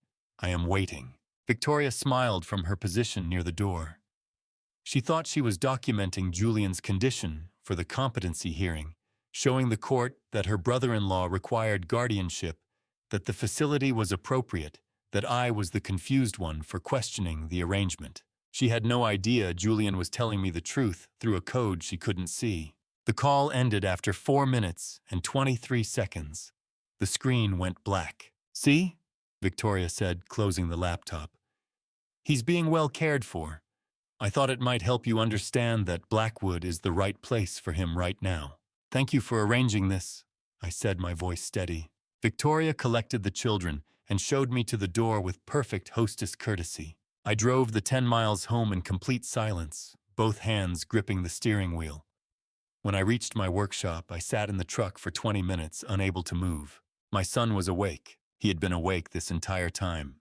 And every day I believed Victoria's lies was another day Julian spent conscious and aware in that concrete room, knowing I wasn't coming. But I was coming now. IAMHERE, he'd said. And AMCOMING, I promised him wordlessly across the miles between us. 3 years, 2 months, and 8 days. And in 4 minutes and 23 seconds of that video call, my son told me everything I needed to know. He was in there, fighting, waiting, sending me signals through Morse code while Victoria watched and documented what she thought was proof of his impairment. I had 8 days until my competency hearing. 8 days to prove I was sane while acting senile.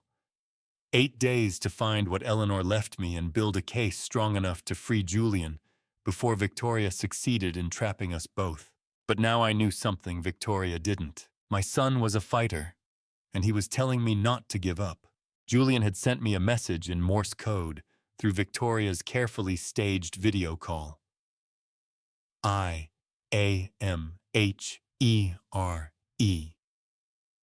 He was conscious, aware, waiting. And I had 8 days to free him before Victoria's competency hearing stripped me of every legal right to fight. Wednesday morning, Ray called at dawn, and the first words out of his mouth told me everything. Gavin Vance is in intensive care. I sat up in bed, the workshop still dark around me. What happened? Gavin was in an accident last night. Semi-truck rear-ended him on Highway 26. He's in intensive care, stable but critical. Arthur, he can't testify. The words hit like a physical blow. Gavin had been driving to a scheduled meeting with Preston Caldwell to provide his formal deposition testimony. Everything he'd witnessed at Blackwood, everything he knew about his brother's operation, everything that would connect the Vance network to systematic guardianship fraud. And now he was in a hospital bed. How bad, I asked. Broken ribs, internal bleeding, severe concussion. Ray's voice was tight with controlled anger. The doctors say he's lucky to be alive. The sedan was totaled. The truck hit him at high speed on a rural stretch of highway around 9 p.m. Witnesses, 2 cars behind them, saw the whole thing. The truck driver says Gavin's brake lights never came on. But both witnesses reported seeing working brake lights 30 seconds before impact. Police are investigating the discrepancy. I closed my eyes. The truck driver, already retained legal counsel, giving evasive statements, claims Gavin swerved into his lane without warning. Ray paused. Arthur, this wasn't an accident. I know. Gavin was our most critical witness. He could testify to seeing Julian conscious at Blackwood. He could connect the delivery schedules to the conspiracy. He was the insider who broke ranks. And now he can't speak, I said. Gavin Vance had risked everything. His job, his family, his brother's wrath to hand me that package at the farmer's market, and now he was paying the price in a hospital bed. Ray continued, his voice steady but grim. The police are looking at it, but they don't have enough for charges yet. Suspicious brake light failure, conflicting statements, convenient timing. But without hard proof of tampering, it's just a traffic accident. I stood and walked to the workshop window, looking out at the Oregon pines silhouetted against the pre-dawn sky. The Vance brothers did this. I know they did. But knowing and proving are different things. How long until Gavin can testify? Months. Maybe never, depending on the concussion. Even if he recovers fully, he won't be ready for your hearing. 13 days. The competency hearing was 13 days away. Before I tell you what losing Gavin as a witness really meant for Julian's case, are you still with me right now? Comment A if you think the Vance brothers orchestrated this accident, or B if you believe it was horrible timing, and add one brief reason in 8 to 10 words. Quick note, the next part includes some fictionalized details for narrative depth, but the core truth remains. I sat down at Eleanor's oak table, the phone pressed to my ear, processing what Ray had just told me. Gavin couldn't testify. Our insider witness, the one person who could directly connect the dots from inside the Vance operation, was gone. Not dead, but silenced. What do we have without him? I asked. Clara's documentation from Blackwood. The billing fraud records. The medication logs showing Julian's sedation before visits. Eleanor's trust documents and her letter. The surveillance videos of Victoria searching your house. The extortion text traced to Bryce's shell company. My investigation into the 9 previous guardianship fraud cases. Ray's voice shifted slightly. And we have you. Your testimony. Your son's Morse code message. Oliver's memory of Bryce arriving before the ambulance. Is it enough? Ray was quiet for a long moment. I don't know. Preston thinks we can make the case. But Gavin was supposed to be the witness who tied everything together from the inside. Without him, we're asking a judge to connect the dots based on circumstantial evidence and pattern analysis. I thought about Julian tapping that bed rail. IAMHERE. Awake. Aware. Waiting. We keep going, I said. Arthur, we keep going. 13 days. We keep going for Gavin. Ray exhaled slowly. The Vance brothers just showed us exactly how far they'll go. Vehicle sabotage on you. Now this, they're willing to kill to protect their operation. Then we show them that killing Gavin's testimony doesn't kill the truth, I said. We build the case with what we have. We put Clara's evidence in front of a judge. We expose the billing fraud, the medication logs, the pattern of victims. We prove Julian is conscious. And if it's not enough, then we appeal. We file with the state. We go to the media. We don't stop. My voice was steady, certain. Because if we stop now, Gavin broke his family's code of silence for nothing. And I won't let that be his legacy. 13 days until the hearing. No Gavin. Just the evidence, the truth, and a son waiting in a concrete room 20 miles away. All right, Ray said quietly. We keep going. I'll coordinate with Preston on adapting the case strategy. We'll focus on the documentary evidence and your testimony about the Morse code. What about Gavin? I'll make sure he has protection at the hospital. If the Vance brothers tried once, they might try again. Ray hung up, and I sat alone in my workshop as the sun rose over the Oregon pines. Gavin's courage and sacrifice weighing on my shoulders like Eleanor's trust documents and Julian's Morse code message. The Vance brothers had shown me exactly how far they would go to protect their criminal enterprise, attempted murder in broad daylight on a state highway. But they had also shown me their desperation, and desperate people make fatal mistakes. Gavin was in intensive care. 13 days until the hearing, and the secret compartment in Eleanor's workbench waited for me to find what she'd left behind. The smell of pine shavings always brought Eleanor back to me, but that Thursday morning it brought her voice. I stood at the old workbench in the workshop's early light dust motes, suspended in the air like frozen time. The hidden panel release was exactly where Julian and I had built it 8 years ago. Press here, slide left. The compartment opened, inside lined with felt. Eleanor had cut and fitted herself, sat a digital voice recorder wrapped in a folded piece of paper. My hands shook as I lifted it out. The paper was Eleanor's handwriting. I recognized the careful script immediately, the same hand that had written grocery lists and birthday cards for 42 years. Arthur, if you're reading this, I'm gone and something's wrong. I built this compartment in March 2022 after Victoria started asking questions about my estate plans. The questions felt wrong, calculating. I couldn't prove anything, but I trusted my instincts.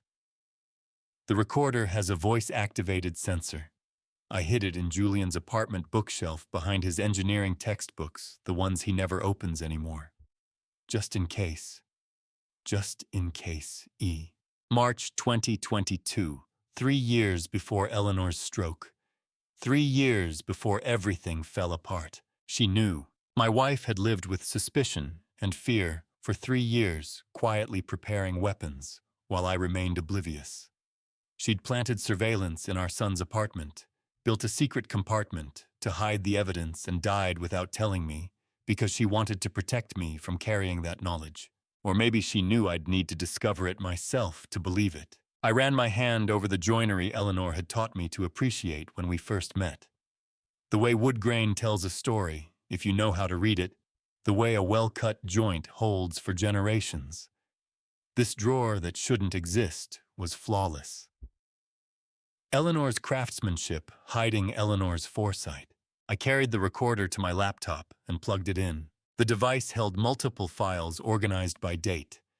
The most recent was labeled January 15th, 2025, 1447, the day before Eleanor's stroke, the day Julian fell. I pressed play, static first.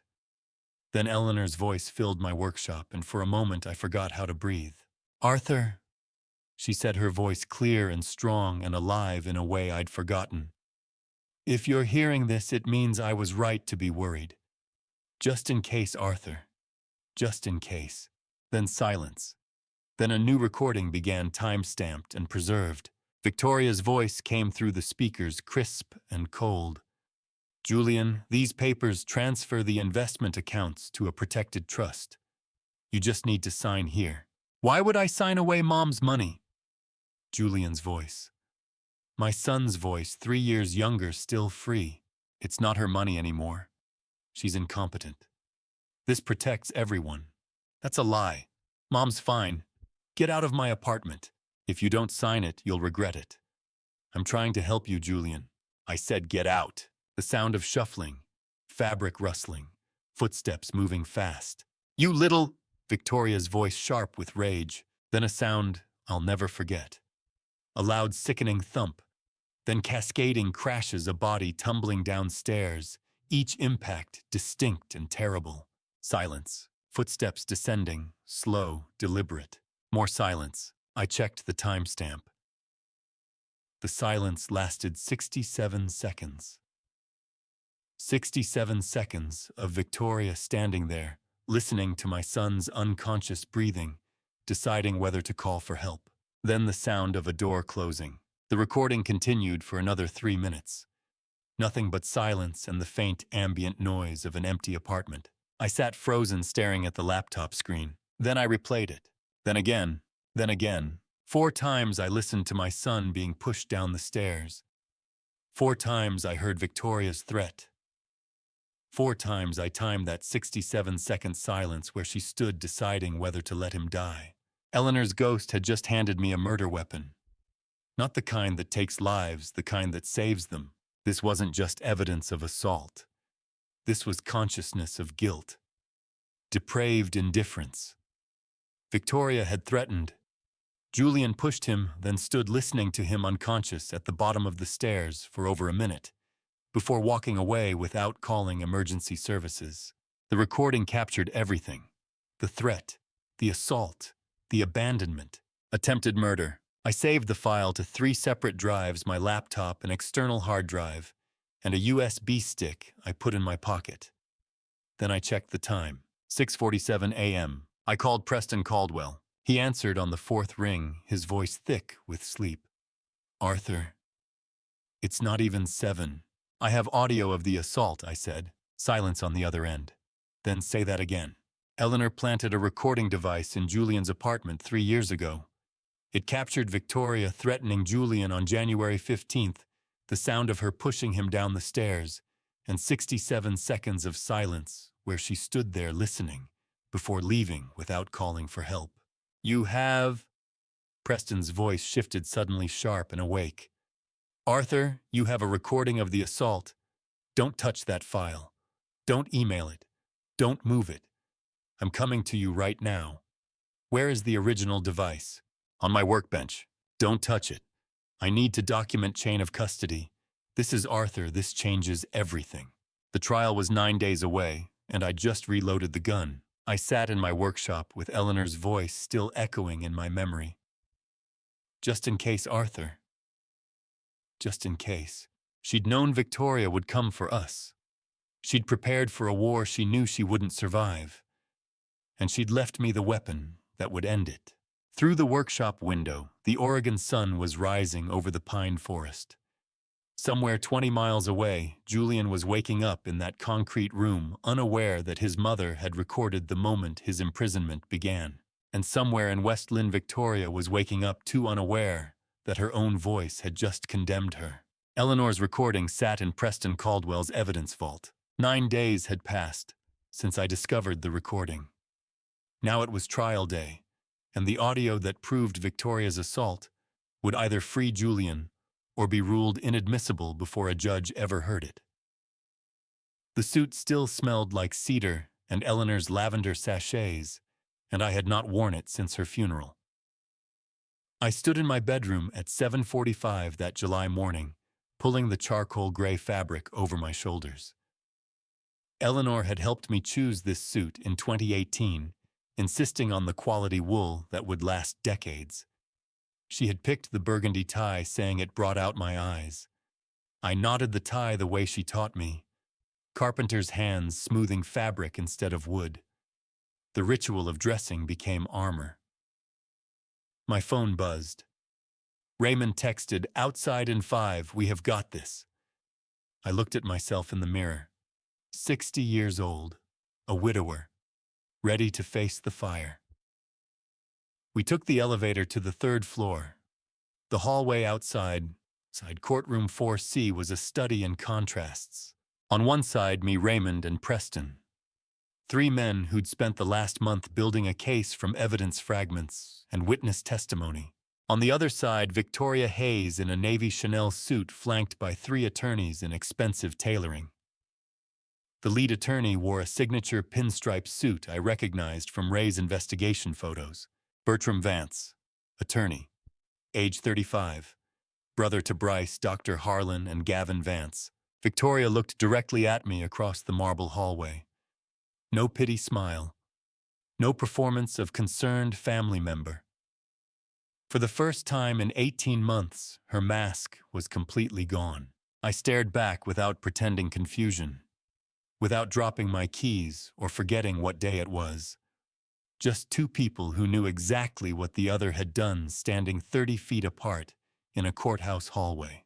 How many men wear their wedding suit to save their son from the woman who killed their wife? Victoria's lips moved, mouthing two words across the distance. You'll lose. I mouthed back, Eleanor says hello. Something flickered in her eyes. Fear, maybe. Or rage. Then her attorney whispered something and she turned away. Raymond gripped my elbow, pulling me aside. His voice was urgent, barely above a whisper. That's Bertram Vance, Bryce's brother, he said.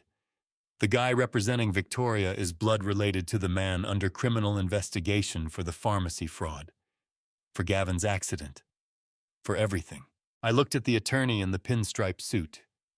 35 years old, well-dressed, expensive education written in every confident gesture. Bryce's brother, the youngest of the Vance attorneys. Preston, I said. Bertram Vance is representing Victoria. Isn't that a conflict of interest? His brother Bryce is under investigation. Preston nodded grimly. Noted in our motion. But it's not disqualifying under Oregon bar rules since Bryce isn't a named defendant in this case. The guardianship matter is technically separate from the criminal investigation. They're all in it together, I said. The whole family. I know, Preston replied, and we're going to prove it.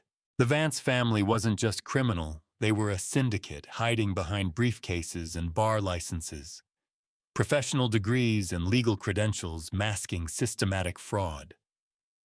Bertram handled the courtroom work. Dr. Harlan provided medical justifications. Bryce managed the money. And Gavin had been the delivery driver who saw too much and broke ranks.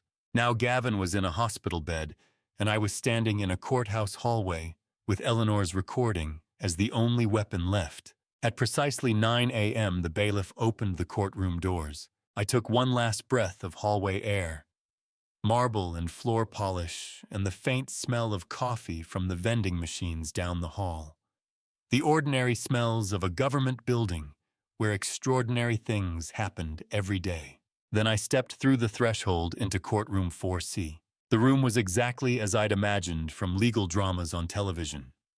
Wood paneling, fluorescent lights, American flag standing beside the Oregon state flag. Rows of gallery seating mostly empty except for a few courthouse observers and a journalist I didn't recognize. Raymond sat behind me in the first row. Preston took his place at the defendant's table. I sat beside him. Victoria and her three attorneys took the plaintiff's table across the aisle. The courtroom doors closed behind us with a sound like a vault ceiling. Judge Evelyn Ward entered through the side door and took the bench. She was in her mid-50s with steel-gray hair pulled back in a severe bun and reading glasses hanging on a chain around her neck. Raymond had told me about her reputation, zero tolerance for procedural games, sharp legal mind fair but unforgiving. She settled into her chair, opened a file folder, and looked up at both tables. Then she said 4 words that stopped my heart. Motion to suppress first. Bertram Vance stood smoothing his pinstripe jacket. Your Honor.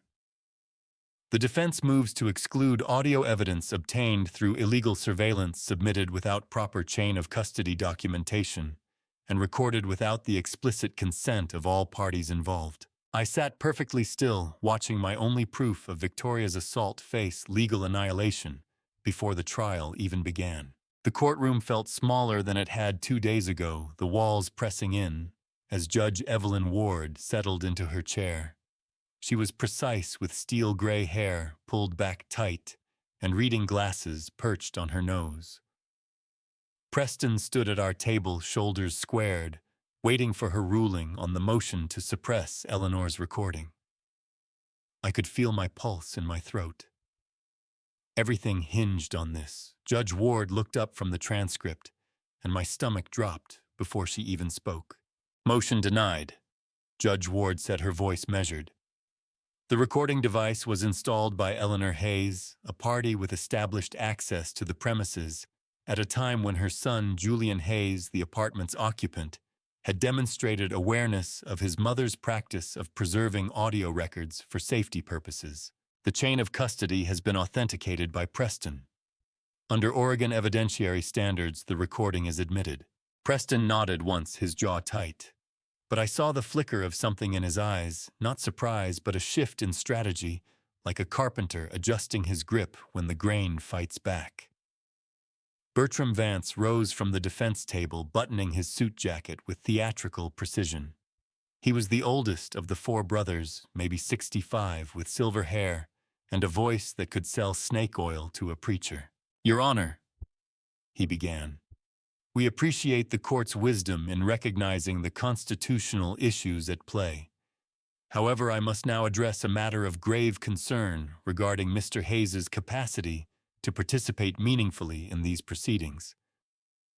He pulled a folder from his briefcase and approached the bench. Judge Ward accepted it, flipping through the pages with a frown. Dr. Mitchell Grayson, a neurologist with 30 years of experience, examined Mr. Hayes recently. Bertram continued pacing slowly in front of the bench. His findings are deeply troubling.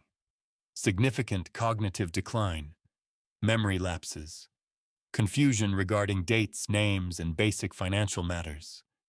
Dr. Grayson concludes that Mr. Hayes lacks the mental clarity to make sound decisions about his family's care, or his own affairs, for that matter. The words hit like hammer blows. I wanted to stand up to shout that it was all lies, but Preston had warned me to stay calm and let him work. Bertram turned toward me, his expression dripping with false sympathy. "Mr. Hayes, can you tell the court what year your wife Eleanor passed away?" I kept my voice steady. 2024, November 14th. "And how much money did you withdraw from your savings account last week?" "I did not withdraw anything last week." Bertram smiled, pulling another document from his folder. "Bank records show a withdrawal of $12,000 on that date, Mr. Hayes. Do you not recall making that transaction?" "Because I did not make it." My hands gripped the armrests. "Someone stole my information." "Of course," Bertram said smoothly, turning back to the judge. "Classic signs of paranoia and memory loss. Dr. Grayson's assessment is clear. Arthur Hayes is suffering from early-stage dementia exacerbated by grief and age.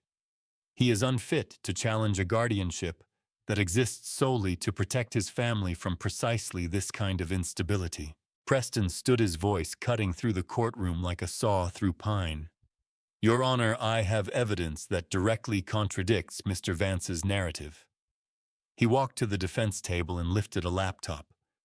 Just last week, surveillance cameras captured footage of Victoria Hayes entering Mr. Hayes's home without permission. I would like to play that footage now. Judge Ward gestured her approval. The screen at the front of the courtroom flickered to life, showing the interior of my living room, the angle from the corner near the bookshelf where Ray had installed the hidden camera after we found the listening device. Bertram's face had gone rigid, but he recovered quickly. "Speculation and theatrics, Your Honor. This video proves nothing, except that Mrs. Hayes entered a home she frequently visited. As for the medical records—" "Your Honor," Preston interrupted, his voice sharper now. "There's one more issue the court needs to address. Mr. Bertram Vance is representing Victoria Hayes in a case where the alleged facts involve Bryce Vance, the individual who has been handling corporate dealings tied to the family assets. Court records show that Bryce and Bertram are biological brothers. Bertram Vance has a direct conflict of interest. He cannot ethically represent Mrs. Hayes when his own brother is a material participant and under active criminal investigation in these fraudulent schemes. I watched it happen to Bertram Vance in 30 seconds flat. His face drained of color. Judge Ward leaned forward, her voice ice. "Mr. Vance, is this true? Is Bryce Vance your brother?" Bertram's mouth opened, closed, opened again. "Your Honor, there is no conflict. My representation is, answer the question." "Yes, he is my brother." Judge Ward removed her glasses, setting them on the bench, with a sharp click.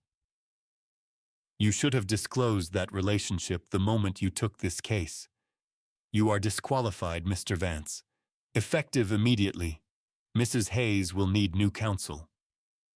Bertram gathered his papers with shaking hands, his face a mask of barely controlled fury. As he passed our table, he leaned close enough that only I could hear. "This is not over." Preston did not flinch.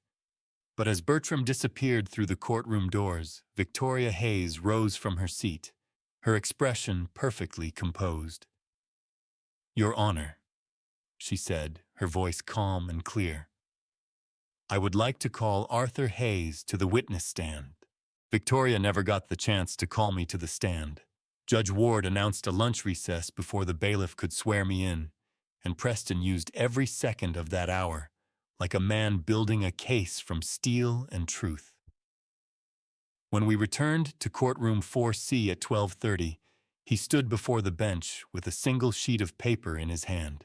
"Your Honor," Preston began, his voice steady and clear, "we move for an emergency order to bring Julian Hayes to this courtroom for an in-person assessment.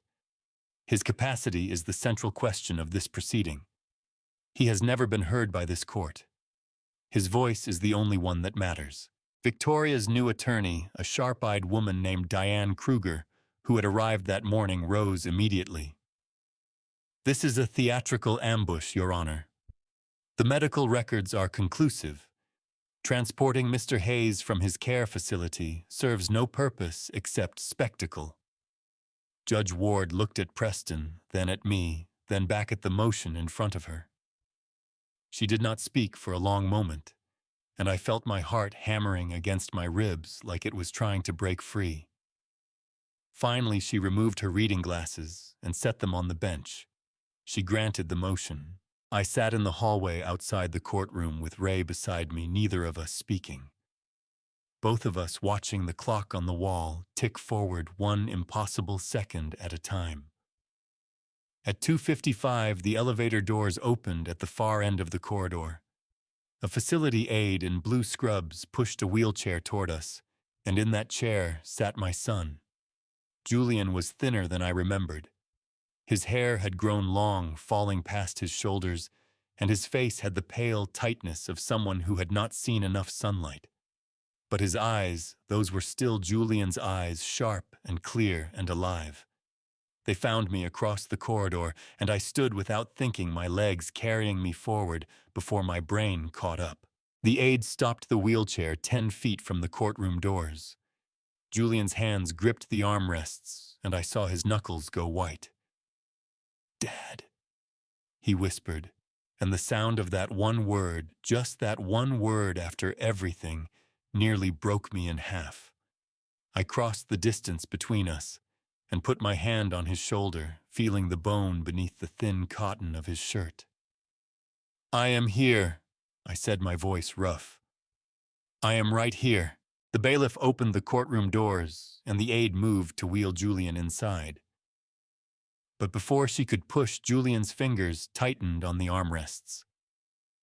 He leaned forward, muscles tensing, and then he stood up. He stood on his own 2 legs, looked directly at Victoria sitting at the table, and said 5 words that changed everything. "I can walk myself." The courtroom went silent. Every eye turned toward us. Victoria's face turned to stone, her jaw clenched so tight I could see the muscle jumping beneath her skin. Julian took 3 steps forward, his gait steady, his balance perfect, and walked to the witness area without assistance. 3 years, 2 months, 8 days, and in that moment my son stood up and took them all. Preston had filed an emergency petition for an independent medical evaluation 2 weeks ago, which Judge Ward secretly signed to prevent Victoria from tampering with Julian's medication. Dr. Wade Sinclair, a court-appointed psychiatrist, had blindsided the Blackwood facility with an unannounced visit, catching them before they could administer the pre-visitation sedatives.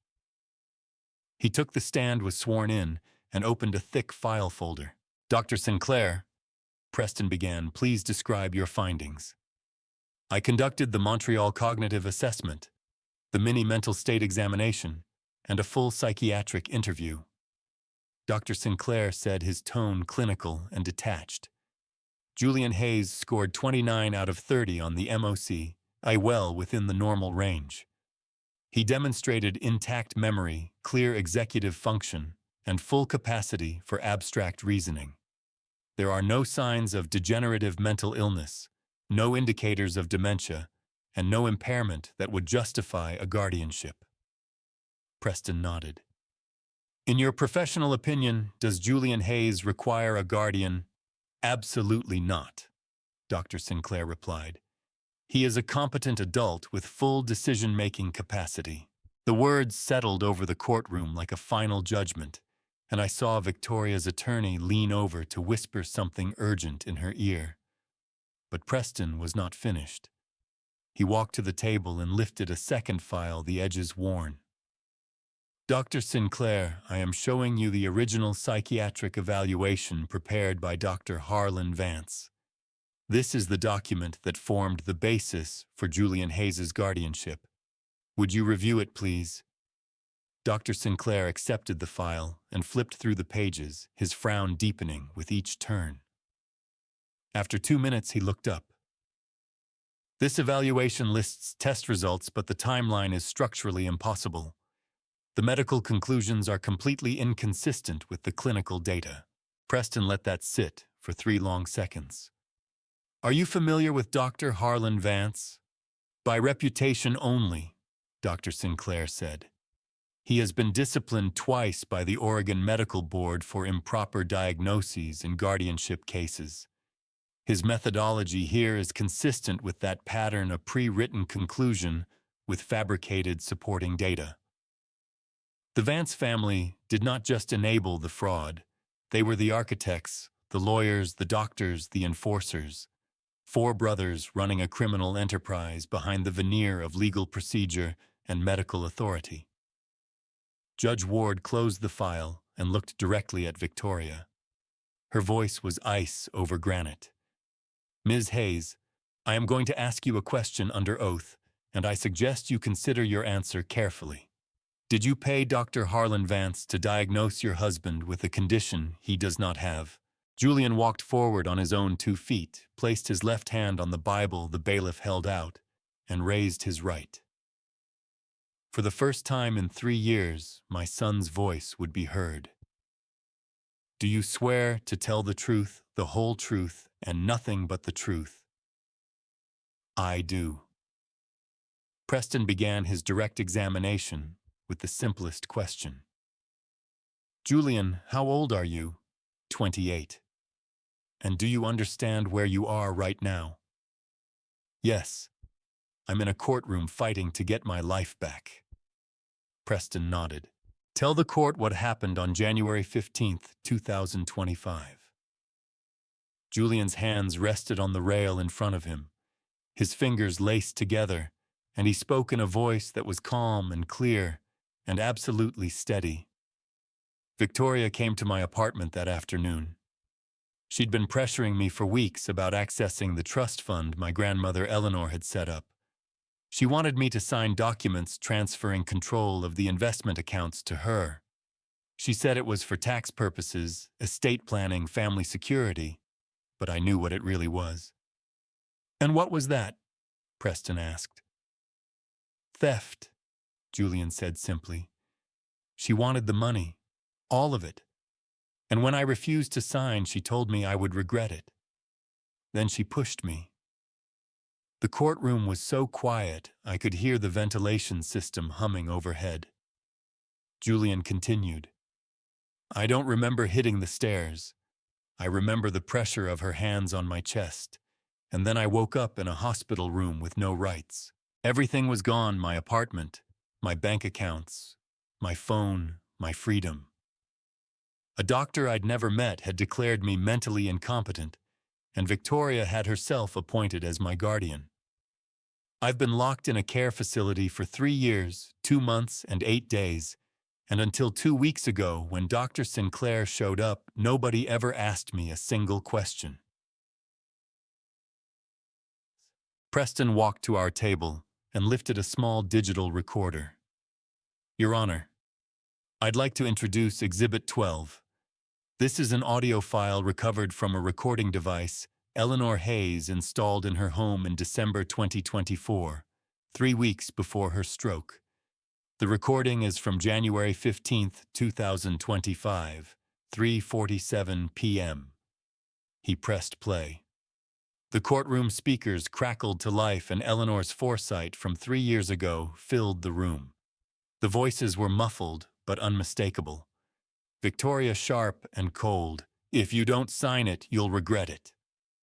Julian younger but just as firm: "I said get out." Then the sound. A body hitting wood, the tumble and crash of limbs against stairs, and a final heavy thud. 67 seconds of absolute silence followed. No footsteps rushing down. No voice calling for help. Just silence, and then the distant sound of a door closing. The audio faded out, leaving the courtroom in a stunned, suffocating quiet. Victoria's face turned completely white. Preston stopped the playback and turned to Judge Ward. Eleanor Hayes knew her daughter-in-law was a threat. She documented it. And when Julian refused to be stolen from Victoria, pushed him down a flight of stairs, and left him there to die. The courtroom door opened behind us, and a man in a gray suit walked briskly toward the bench. He carried a leather folder and moved with the deliberate urgency of someone delivering news that couldn't wait. Judge Ward frowned. "Counselor, identify yourself." "Stephen Garrett." "Your Honor, representing Bryce Vance. My client has entered a cooperation agreement with the Multnomah County District Attorney's Office." The room seemed to tilt. Ray leaned forward in the seat behind me, his breath catching. Judge Ward's expression sharpened. "What is the nature of this cooperation?" "Complete testimony against Victoria Hayes, Dr. Harlan Vance, and Bertram Vance in exchange for sentencing consideration," Garrett said, opening the folder. Victoria's head turned slowly toward the attorney, her face a mask of disbelief and rage. Bryce had abandoned her completely, thrown her to save himself, and the entire criminal network was collapsing from within. Judge Ward accepted the proffer agreement, scanned it for 30 seconds, then set it aside and looked directly at Victoria. "Ms. Hayes, stand." Victoria rose, her hands shaking. Judge Ward's voice was granite. "I have heard enough. The guardianship of Julian Hayes is hereby terminated, effective immediately. Your petition to have Arthur Hayes declared incompetent is dismissed with prejudice.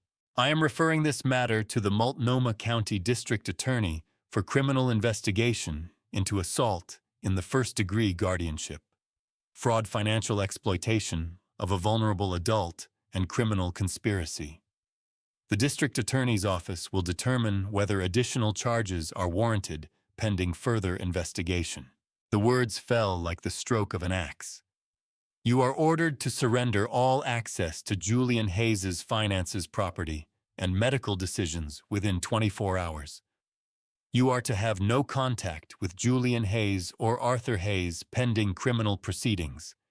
Bailiff, ensure compliance." The gavel struck 3 times. The sound echoed through the courtroom like the gate of a prison opening.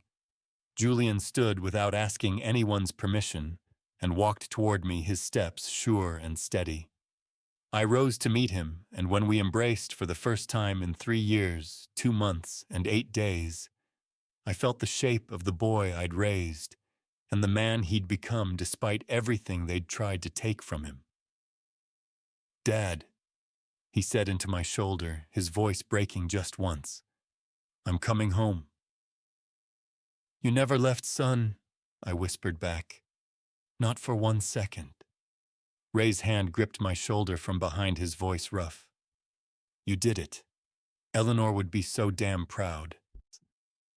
We walked out of the courthouse together, Julian, Ray, Preston, and me, into the bright heat of the July afternoon.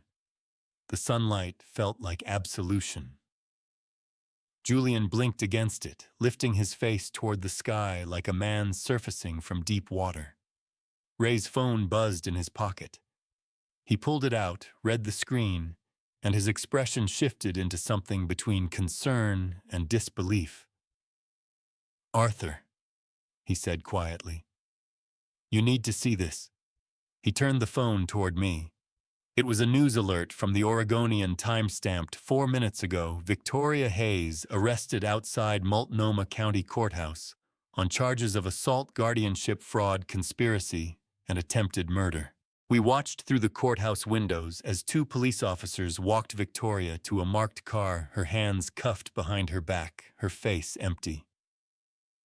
3 days later, Julian stood at the door of Hayes' woodworking shop for 17 seconds before stepping inside. I understood some thresholds take longer to cross than others. When he finally moved forward, he stopped just inside and breathed deep. Pine shavings scattered across the concrete floor. The smell of blade oil and wood dust. Eleanor's lavender sachets still hanging from the rafter hooks, faded but faintly fragrant. Julian walked to the main workbench, the one his mother had used for detail work, where she'd hidden the recording device that saved his life, and ran his hand along the worn edge.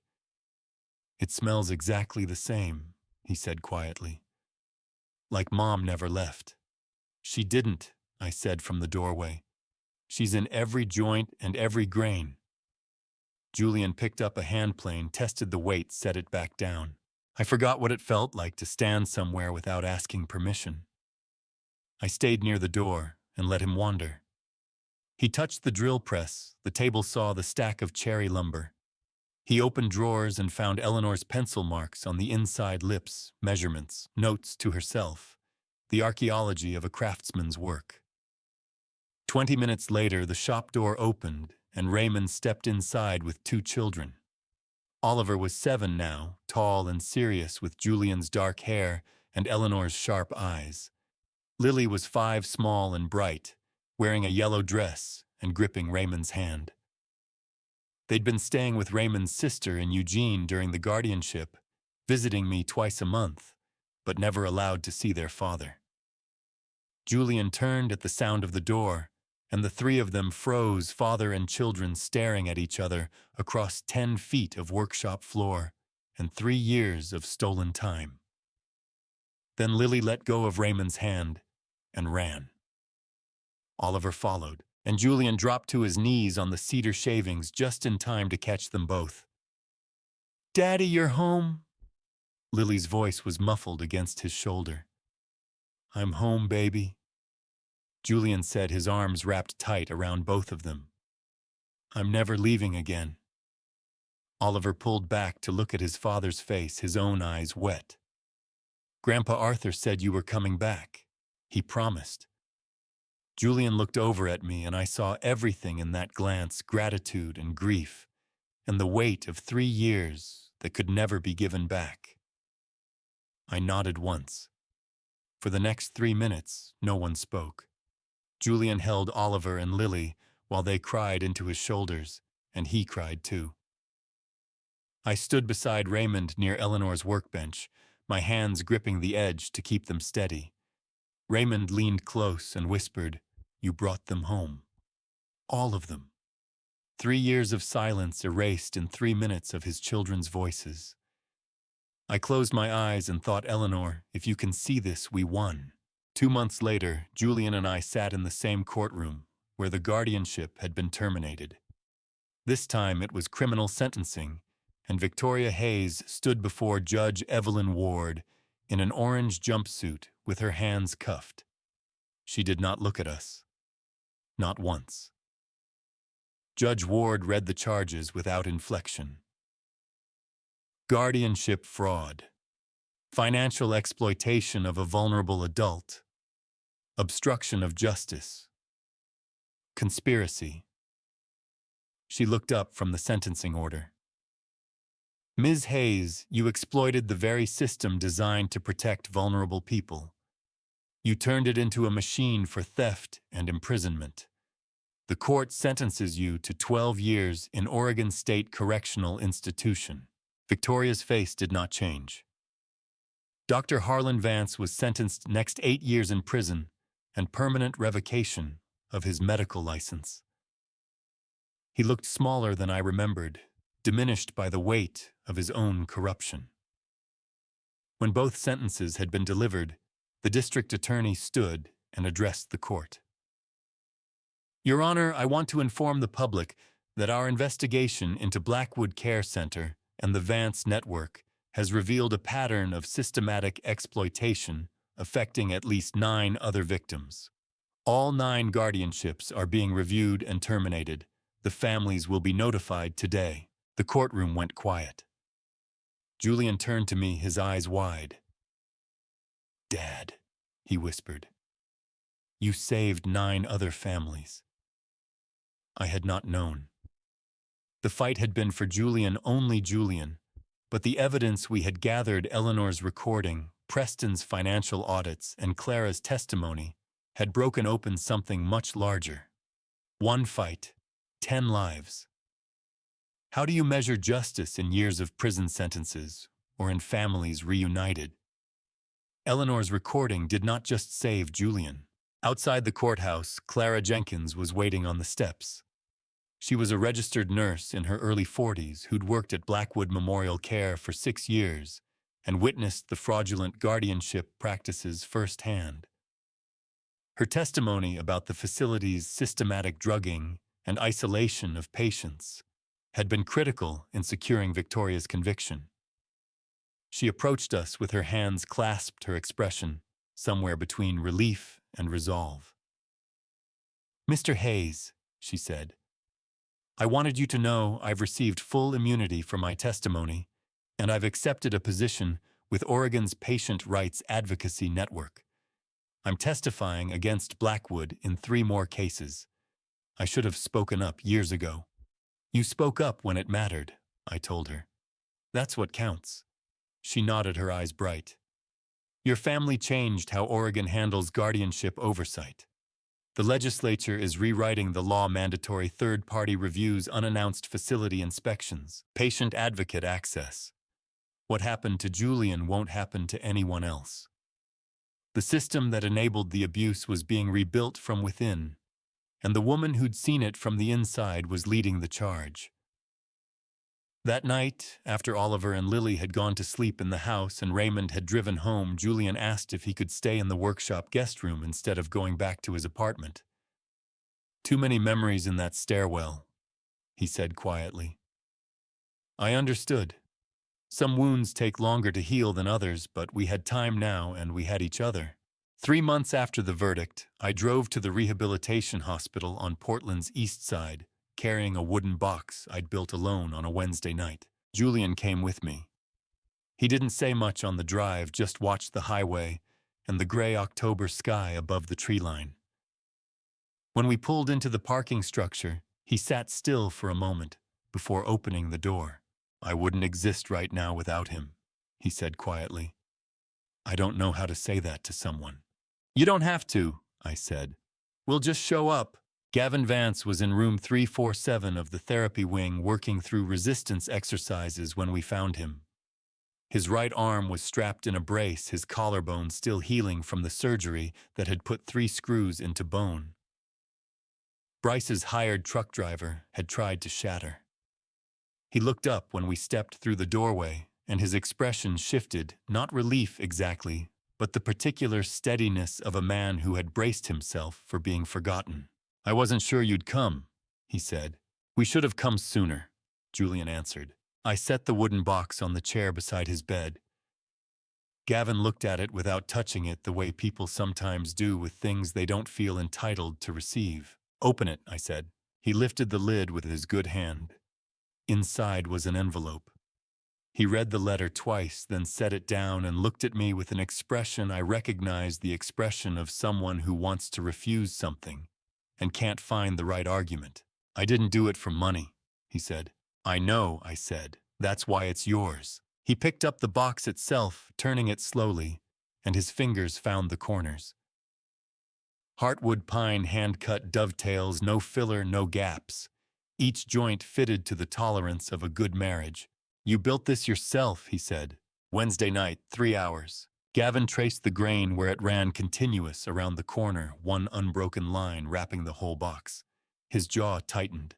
"My brothers built their whole lives on shortcuts," he said, "and every single one of them is in prison." Julian sat on the edge of the visitor's chair. "What do you want to build instead?" Gavin set the box carefully on his lap, both hands resting on the smooth pine, and looked out the window at the gray October sky. "Something that lasts," he said. The cherry board had been sitting on my bench since spring, waiting for the right moment. I finally knew what it wanted to become. Autumn had settled over the Oregon pines by the time Julian and I stopped treating the workshop like a place to recover and started treating it like a place to live. The season changed quietly around us, the trees going amber along the ridgeline, the morning air carrying that particular sharpness that smells like starting over. We didn't plan the shift. It just happened the way good joinery does when every surface is properly prepared. Julian took the far bench as his own sketching cabinet layouts in the mornings, graduating to hand tools by afternoon. He was relearning everything from the beginning, and he was doing it without embarrassment, asking questions, tolerating corrections, accepting that 3 years away from any craft leaves gaps you can only fill by going slowly. I didn't push him. I knew the pace. One Tuesday, he was fitting a drawer and stopped to examine the corner joint he'd cut. He tilted it in the light, running his thumb along the shoulder. "It's off," he said. "Just a hair. Take it apart and cut again," I said. He did. No complaint, no argument. Just the sound of a saw finding wood, and then the steady rhythm of a chisel working down to the line. That was Eleanor's doing, not mine. She'd been the patient one, the teacher who understood that the second attempt is never a failure, only a refinement. I'd learned it from her, Julian had learned it from us both, and now I watched it move forward on its own. Oliver showed up after school that Friday with a piece of scrap oak and asked if he could make something. I set him up at the small bench by the window and gave him a mallet and a broad chisel, showed him how to hold them, and stepped back. He worked for an hour without asking for help. Just a boy and a piece of wood, figuring out what the grain would allow. Lily sat on the porch step, reading to her stuffed rabbit, the late October light falling soft and gold across her shoulders. I looked at this, my son working my grandchildren near the scent of fresh-cut cherry in the air, and understood that Eleanor had known exactly what she was building all along. Not just the trust documents, not just the recording. And to you listening, remember, this family is worth fighting for even when it costs everything. I waited too long to see the warning signs. I trusted Victoria because she was family, and I believed marriage meant loyalty. Don't make my mistake. Trust your instincts when something feels wrong. Eleanor saw the danger before I did. She prepared for war while I hoped for peace. I should have listened sooner. The lesson from this family drama revenge isn't about winning in court. It's about never giving up on the people you love. When you're living through family stories, revenge like mine, quitting, feels easier than continuing. But I believe God gave me the strength to keep going. Eleanor's recording was more than evidence, it was grace. Sometimes those we lose leave exactly what we need to win. Truth always surfaces. Have you experienced family drama revenge, a betrayal by someone you trusted? Share your story in the comments. If this resonated, please share it. And if you want more family stories, revenge, subscribe to Dad. Family Revenge. Your support means everything. Thank you for staying until the end.